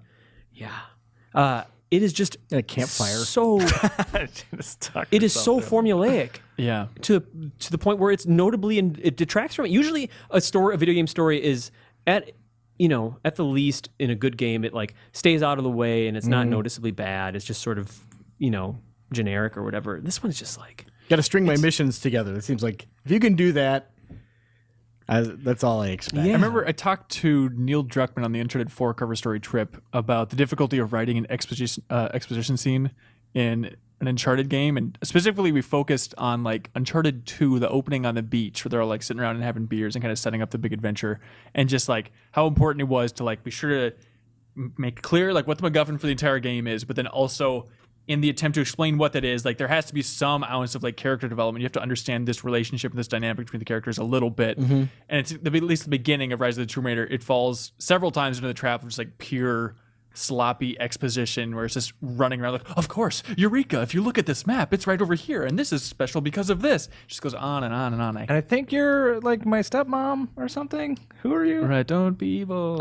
yeah, it's a weird thing, and like I think that I love that Cork is as hard on video game stories as he is. I think we need that because like I doubt, when movies were first invented or whatever, there's plenty of people that are just like marveling at a moving thing, but I don't think a lot of people were making any bones about like, well, it's never going to be as good of a story as books or a play or whatever. And then movies caught up.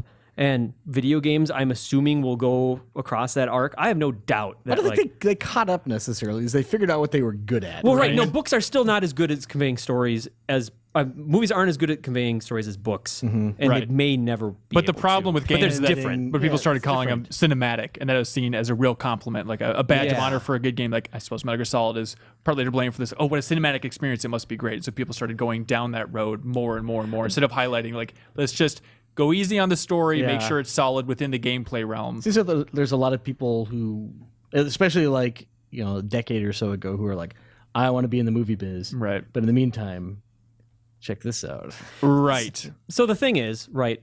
Books, obviously, this out. you can have a lot of imagination that's involved, lots of room to develop that imagination and project a lot of yourself into that, and there's way more space to develop things.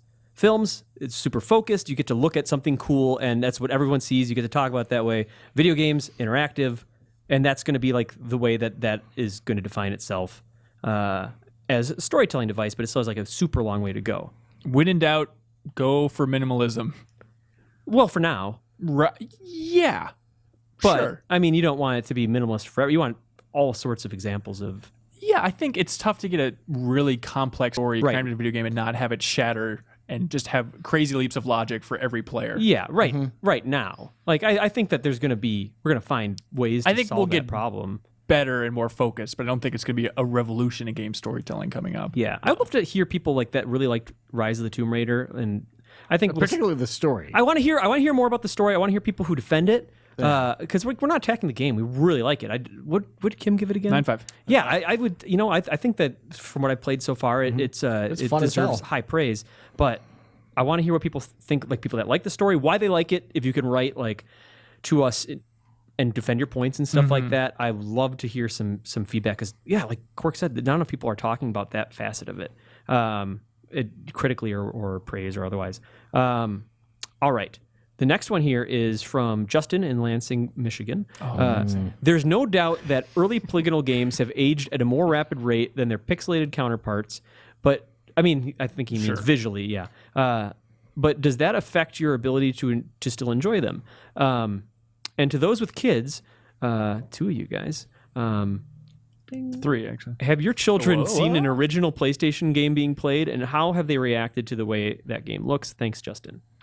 The thing that trips me up with like PlayStation games is not the visuals. It's usually the controls. Like that's where I kind of draw the line of like, I don't know if I can do this. You That's know? if I could go back in time, going back to that earlier question also, and also go back in time further afterward, I would like have a big group meeting with everybody. It's like, okay, 3D is going to be a Brave New World. Let's just settle this control stuff real quick and figure out like some camera rules and everything. And you would have knowledge about that. Like, what do you think are reasonable design choices for 3D movement in a PlayStation 1 game? Like, first of all, what PlayStation 1 game think controls the best in 3D? First of all, we're going to need to invent the DualShock. Okay, go skip straight to that. Yep. Okay, Well, got here, it. sort of kind of on that topic, my daughter did find Crash Bandicoot 2 on my PlayStation 3. Don't you have printer locks on that? Well, no, not for Crash Bandicoot. Oh my God, you're warped. And she really likes it. Like we've been kind of playing it together, and I think Crash Bandicoot works pretty well because it's designed in such a way where it can function with the D-pad. It's almost like a 2D platformer from a different perspective, so that works pretty well. And my daughter, who's 4, seems to really be engaged by the visual. She likes the way that games look. She likes Crash, and she likes the sister-in-law. We're playing the third one, I think. Have you guys seen the movie? The Crash Bandicoot movie? Just Crash, they call it. Oh no, she's. With the David Cronenberg one or the other one? That one. We watched them both, and she was just kind of bored by both. So. Okay, gotcha. For more on the topic of controls during the PS1 era, stay tuned to a future episode of this podcast. Right, we This might talk exact about it some question, more. yes, it's going to be thoroughly discussed.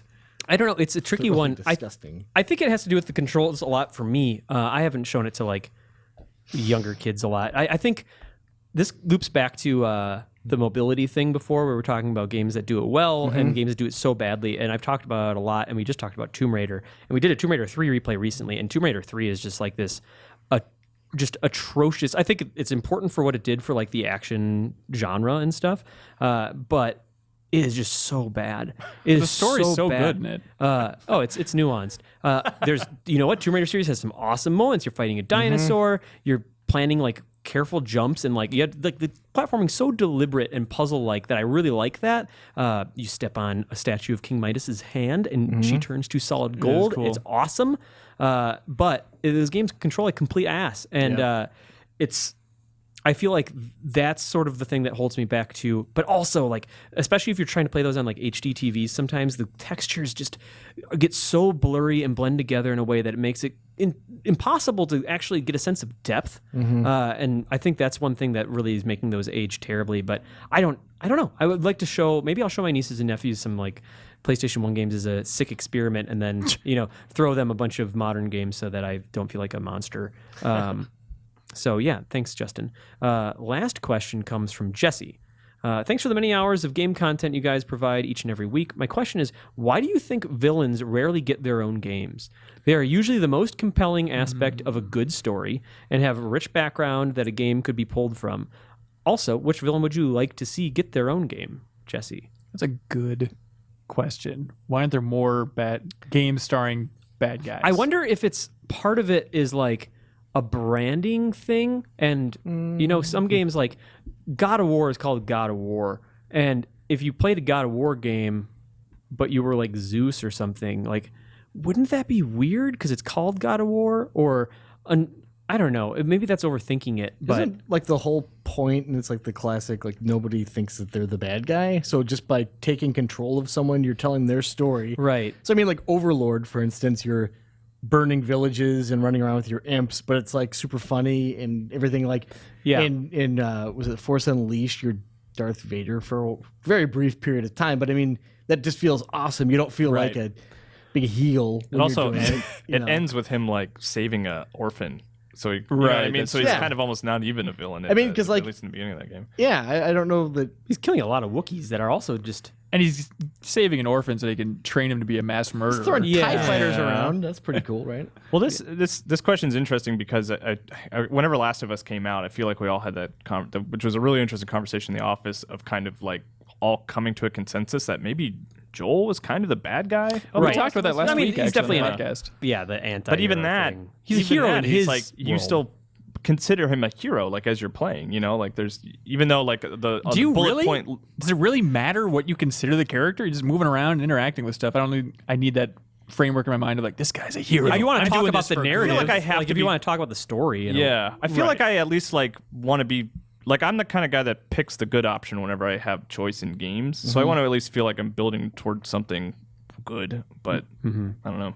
I feel like, I think it's a good question. I think Nintendo does a pretty good job of it. Wario became, had his own platformers. WarioWare games are awesome.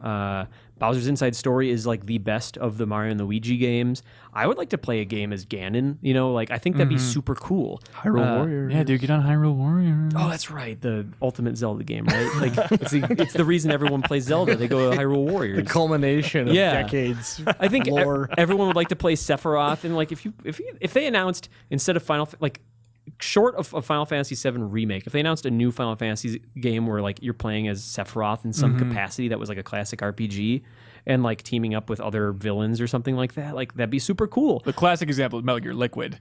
How much we all want that. That'd be awesome. And in some ways seems like a feasible plot hole, like, for that series. Like I think that's something that I would love to play. I don't know why. Or the Cyborg Ninja, even, like an entire game where you're playing as him. I guess Rising's pretty close. But I don't know if there's a good answer why this hasn't happened. I don't know. People with a lot of money who are paying for these things like to be on the side of good and think that they're going to teach some lesson to some kids playing these games. Be like, oh, I'm going to learn about the power of friendship through Pokemon. Yeah, I'm not Team Rocket this maybe time. That's, if you think of it in those terms, like a lot of times, this is just an example. It's like, the evil bad guy is controlling a legion of robots to take over the world, and the good guy is killing a bunch of robots for this, E or T rated game or something. If you flip the script or whatever, then he's suddenly killing like a bunch of like living things or something like that. And that might be weird, even though you could write around it. But I don't know. I think it'd be great. The Ratchet and Clank series lets you play as what is it? Is it Cortex or is it? No, that's from Quark. Crash. No, Quark and the crazy doctor guy from. You're talking about All for One? Yeah. I don't know. What about like Lords of Shadow 2? Yeah, it's maybe Kid Dracula for Game Boy. Kid Dracula is great, but yeah, no, I mean, I think that's a good example of like the excitement that people had, like, I'm going to finally play as Dracula in a Castlevania game. Yeah. This is going to be amazing. Like, how many of these people were inside your own head? Just different neurons firing around. Are you kidding? I was there. Really? Are you whispering in his ear. Excitement for like Lords of Shadow 2 and where that leapt off? I mean, it petered off immediately. Yeah, it did. But like, do you remember the ending to Lords of Shadow? Yeah. Yeah, and like, it set up things awesome, and people were really excited. I don't know. I still want to be super cool Dracula in like an open world game. We've seen your trench coat. We all know. Well, next year for Halloween, we look forward to your super cool Dracula. I'm just waiting. What I'm waiting for is the big party over here. I'm just waiting for the big coffin and buckets of blood sale at Costco. Is all I'm waiting for. So who is email of the week? Who do we think this? I week? like Time Travel Man. Time Travelman. All right. So give me a second here. Did you guys like any? From one of the Carolinas, that one. probably. So this was from Josh from Raleigh. That is the email of the week. So thank you so much, Josh. We'll get you a nice little thank you. If you have a question or an email, again, a hypothetical situation, it's podcast at GameInformer.com. Eat, Pray Podcast at GameInformer.com. Yeah, that's right. So thank you. And stay tuned. We have some back of the box trivia coming up, which should be awesome. Oh, also, before we head to that, quick plug. Coming up on the website soon, we are going to be live streaming what we promised to our Extra Life viewers and donors. We had like a $16,000 goal or $15,000 goal. If we raised that, we ended up raising like almost $40,000. But if we raised that amount, we would get to we would live stream a script reading of George A. Romero's Resident Evil movie script. This was before the Mila Jovovich, Paul S. Anderson. Is that his name? W.S. Anderson. W.S. Anderson. Okay, gotcha. I always screw up former GI editor Paul Anderson, Wes Anderson, and W.S. Anderson. And PT Cruiser. PT Cruiser, yeah. And then Yes Anderson, which we created as an improv version of the director. Anyway, we're going to be live streaming that on Friday, so tomorrow, and we're going to be like assigning roles on the fly, reading through the entire script. It's the Night of the Living Dead director. It's supposed to be, it was canceled, and supposedly worse, I guess, than the one that they actually made. So tune in for that. That should be goofy and weird and fun. And I've never read it. So. And it'll be archived on the YouTube channel and stuff like that too. So you can always tune in to get bored with us reading. I look forward to it though. Bored? It's gonna be silly. I think boring. None of us Bored have and ever... silly are different things. Well, we're going to make it a lot of fun. Yes. Awesome. So we have Back of the Box trivia coming up next.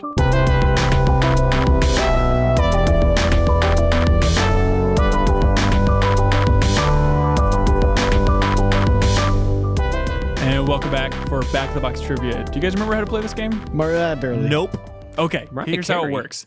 I go into the Game Informer's Game Vault, which has Right now? almost every game ever made. I took a bunch of pictures on my phone of the back of these game boxes. Is that your phone? This is my phone right now if you're watching the YouTube version. Okay, There's a cool. cheat sheet. It's a good looking phone. So then I read off the back of the box description, and then when you know what game it is, you buzz in by saying your name. Buzzing. You buzzing in by saying your name, then calling you. Everybody gets one guess. First to 5 wins. And if, let's say, I buzz in, don't get it. Jeff buzzes in, doesn't get it. Kyle can wait until the entirety of the box is read at his leisure. But he has to lean back, put his hands behind his head. Yeah. And say, I could get used to this. Right. That's part of the rules. I could get used to that. I'm just practicing. Yeah. Perfect. That's good. And if you don't do that, Ben has the right to notice and stop until you do it. Right. Yeah. It's an honor. And first to 5. First to 5. And also, I don't think I've ever been beaten. I think we could argue. I'm For sure, Ben Reeves has beat you once, and I think other people have. I think it was won as fishy, well. though. It was not fishy. Is there any weird... Are you doing any weird stuff on this one, Ben, or is it... I'm going to read the back of these game boxes. Okay. You guys 1 to ready? 2 players. Made in Japan. rated Hey, E this for game- everyone. An action game. Yeah, this game is literally 1 to 2 players. 2 to 2 network players. All right. Blank smashes blank and American football together in an explosive cocktail of turn-based strategy, humor, and brutality. Adapted from Games Workshop's famous board game. Jeff Cork. Blood Bowl. Incorrect. What? What? The new graphics engine, and high-flying realization faithfully portrays the fury of blank matches. Lead the star team Reichland Reavers in an original solo story campaign, supported by the hilarious commentators Jim and Bob from Cablevision. Let's see.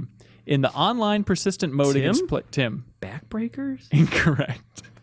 Isn't that a weird football game? You guys are going to get mad. In the online persistent mode against players or offline against the AI, create and manage and develop teams comprised of 8 races from the Warhammer world.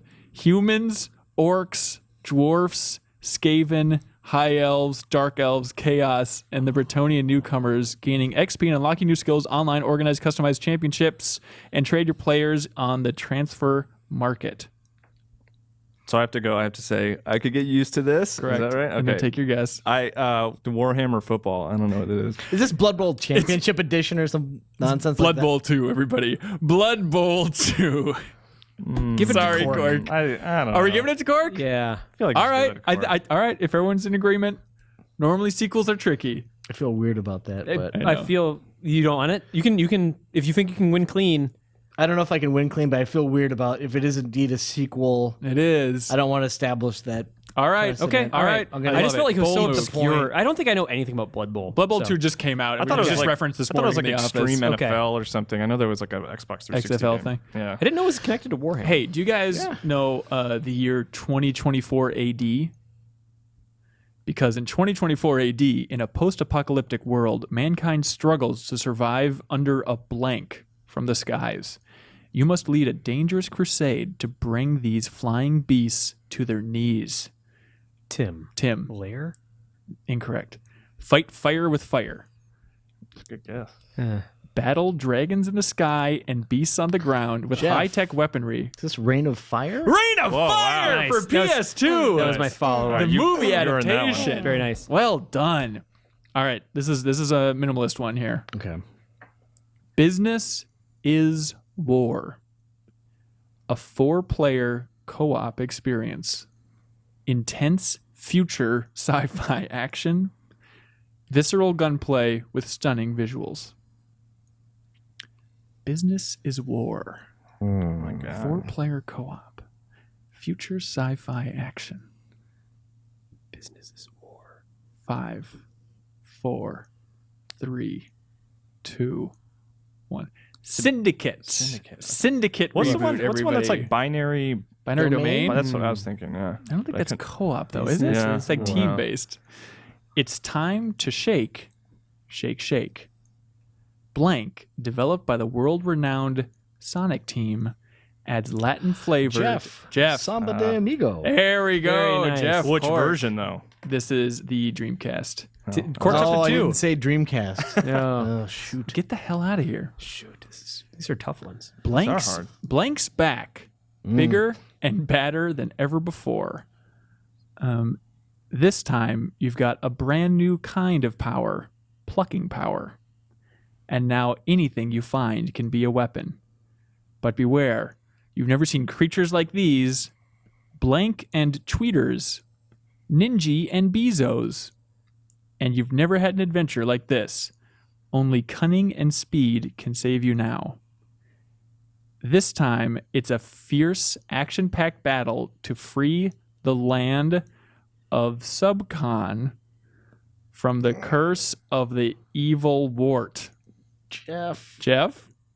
This Tim. isn't Cool World, is it? Incorrect. Tim? Oh my God. What the hell is Wart from? Does he has he on a timer? Or? Oh, God. 5, 4, Oh, no, no, 3, no, no, no. 2, 1. He's out. Okay. Kyle? Super Mario Brothers 2. Correct. That's Super right. Mario Brothers 2. Yeah. Tweezers.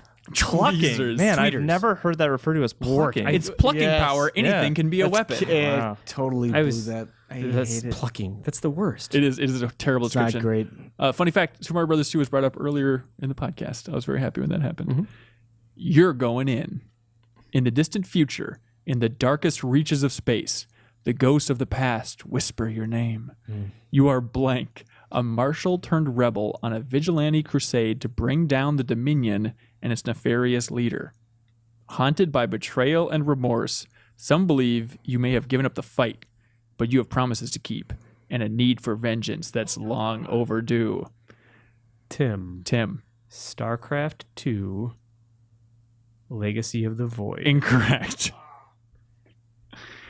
Call down the thunder.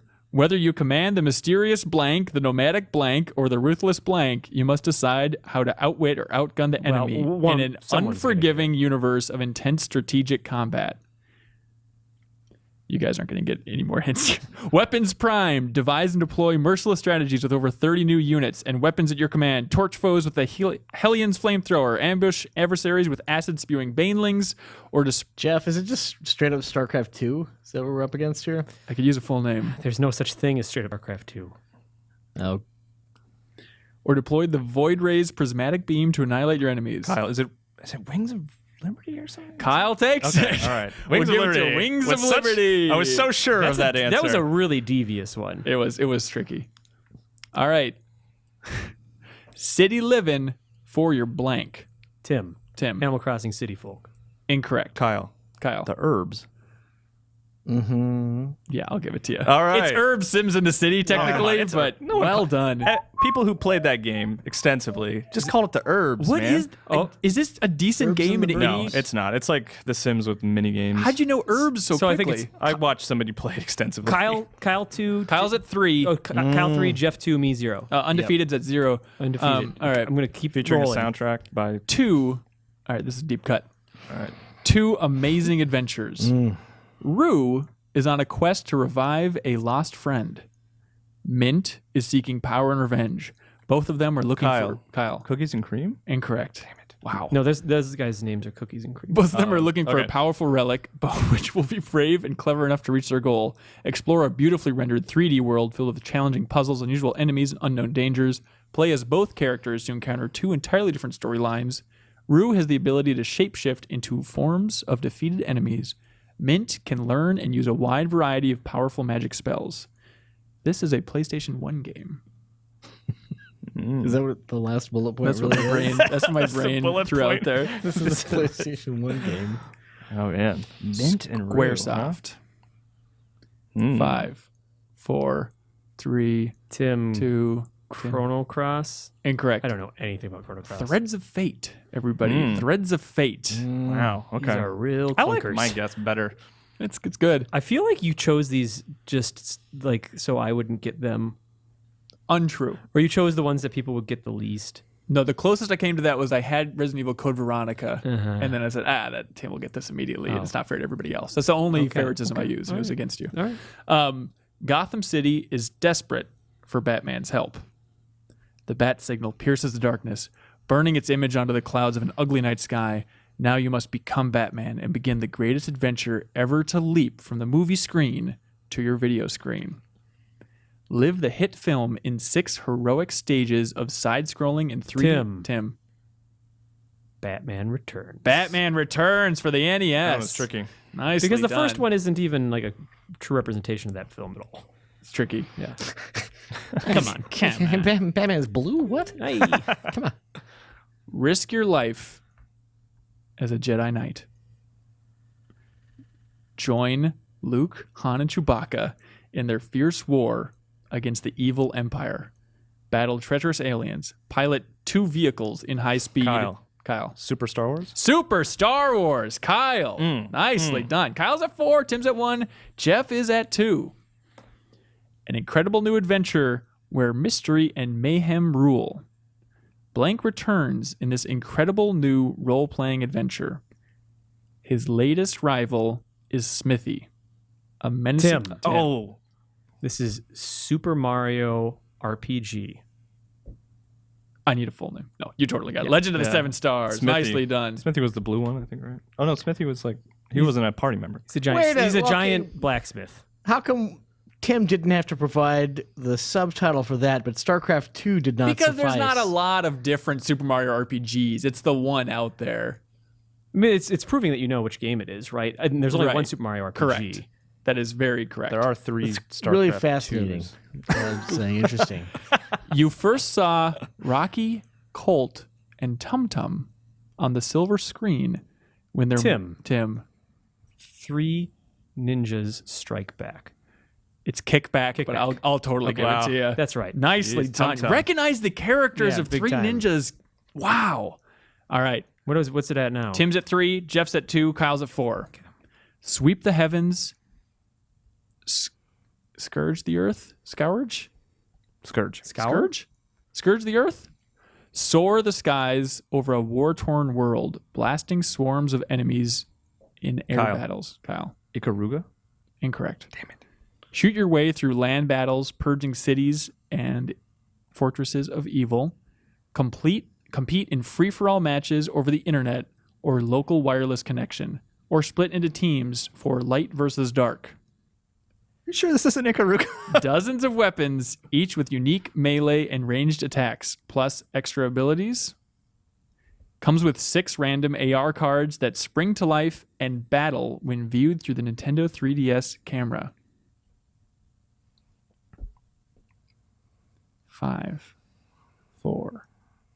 Oh, wait, hang on. I would like another guess when the countdown goes down. Attach the Circle Pad Pro, sold separately, for alternate left-handed controls.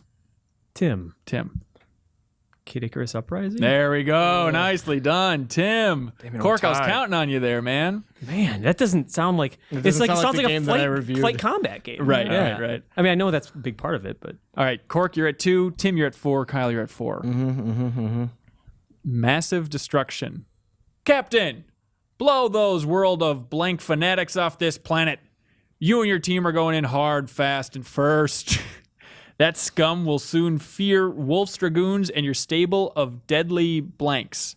The tactics are up to you, but don't hesitate to crush them in the rubble of their own buildings. Tim. Red Faction Guerrilla? Incorrect. Dominate your opponent with the most devastatingly lethal war machines ever conceived. Blanks. Buildings, cities, and enemies explode at the twitch of your finger, bringing new meanings to the words mass destruction. Battle your way through the campaign mode or take on up to 7 of your friends in multiplayer. The best of the best from around the world will play blank on Xbox Live. Are you ready? Kyle? Mech Warrior? Incorrect. Cork? That's it. It's the it is the MechWarrior game, but it's not MechWarrior. It's like Correct. Crimson Southern, or not Crimson Southern. It's 4. I can't remember what it's 3, called. Mech Assault. Yo, Jeff Cork! Nice. Wow. What's it at now? Cork is at 3, Tim's at 4, Kyle's at 4. Yuck. Woof. That was too close. Nice work. Game is We got a game. That game is fun. I should make another one. The silence is broken. Blank's life is shattered when his young wife suffers a tragic death. Tim. Silent Hill 2. Damn it! Tim takes it. Undefeated king goes on. Undefeated king. Someone's got to look that up. I really want to. I want someone to keep track of the. I super don't think it's the case, but congratulations, Tim. You won it fair and square. And even if we would have given Cork that point, it would not have mattered. Is there any fun ones you wanted to go through before we wrap up? We got some bonus ones here. Yeah. You guys want to bang these out? Let's do it. Are we doing them just like we did the rest? Yeah. Okay. All right. Entertainment Weekly says this is a game, is Oh, thank you. crazy ambitious and highly cinematic. Discover history's darkest secret. Blank introduces players to a unique vision of Victorian era London, where man uses advanced technology to battle a powerful... Kyle? Kyle. The Order? Correct. Nice. It's 18. Technically 1886. IGN.com, in a big banner on the back, says, the best deal in video game Kyle. history. The Orange Box.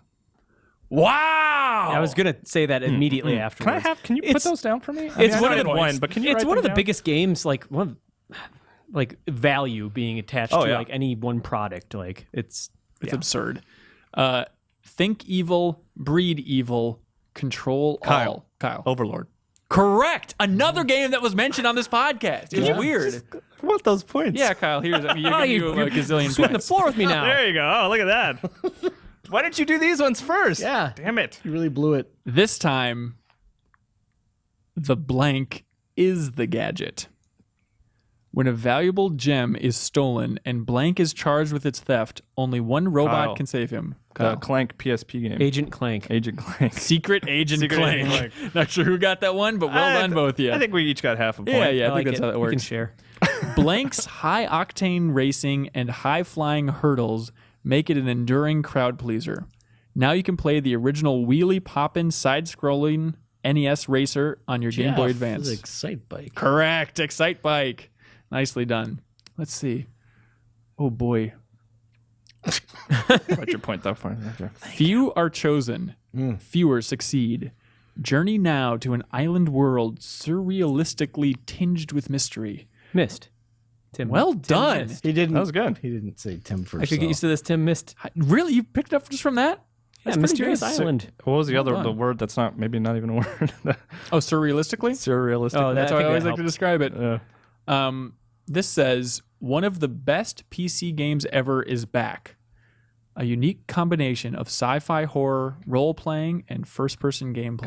Kyle? Kyle. System Shock 2. Correct. Nicely done. Spectacular mayhem. Over-the-top madness. Wanna play? Join Jack, a renegade contestant in the world deadliest. Kyle. No, not Whiplash. I've already messed it up, but it's like one word with an exclamation point. I think there's a naked woman in it and a rabbit. A renegade contestant in the world's deadliest game show. Tim. Joe. Tim. Go. Loaded. Incorrect. Was it It's an reloaded? Xbox exclusive. Incorrect. It is a Wii exclusive from Whoa, Sega. okay. Oh, so Mad right World? around. Mad World. Oh, everybody. Jack. That's Ah. it. That's it for the full round and back to the box Actually, trivia. you almost ran out, kind of. Like there's 5 or 6 left. Yeah. Nice yeah, work. I guess enough Nice there. work, Ben. Well done. Sorry for the tricky ones in the beginning. Thanks but for doing you all- that. Sorry that we didn't know Super Mario Brothers 2. Yeah, me too. Wart. All right, it's burned in there again. Yeah, you got it. All right, thank you so much for watching or listening to this episode of the Game Informer Show.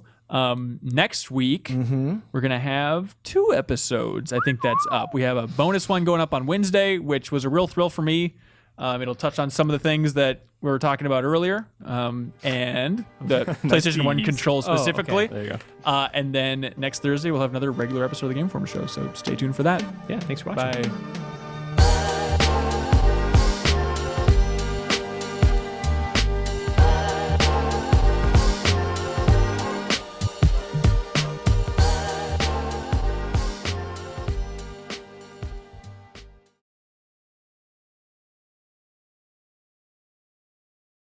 Hey, Cork, this is the constant battle theme for Xenoblade Chronicles X.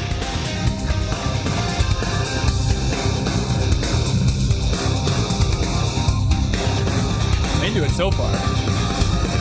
In a distant land, we're stuck on a whole different planet. No peace looking at the sky. Trouble's always all around, so we stay quick with the guns and cannons. Standing as long as we can until we Every get battle? Every battle.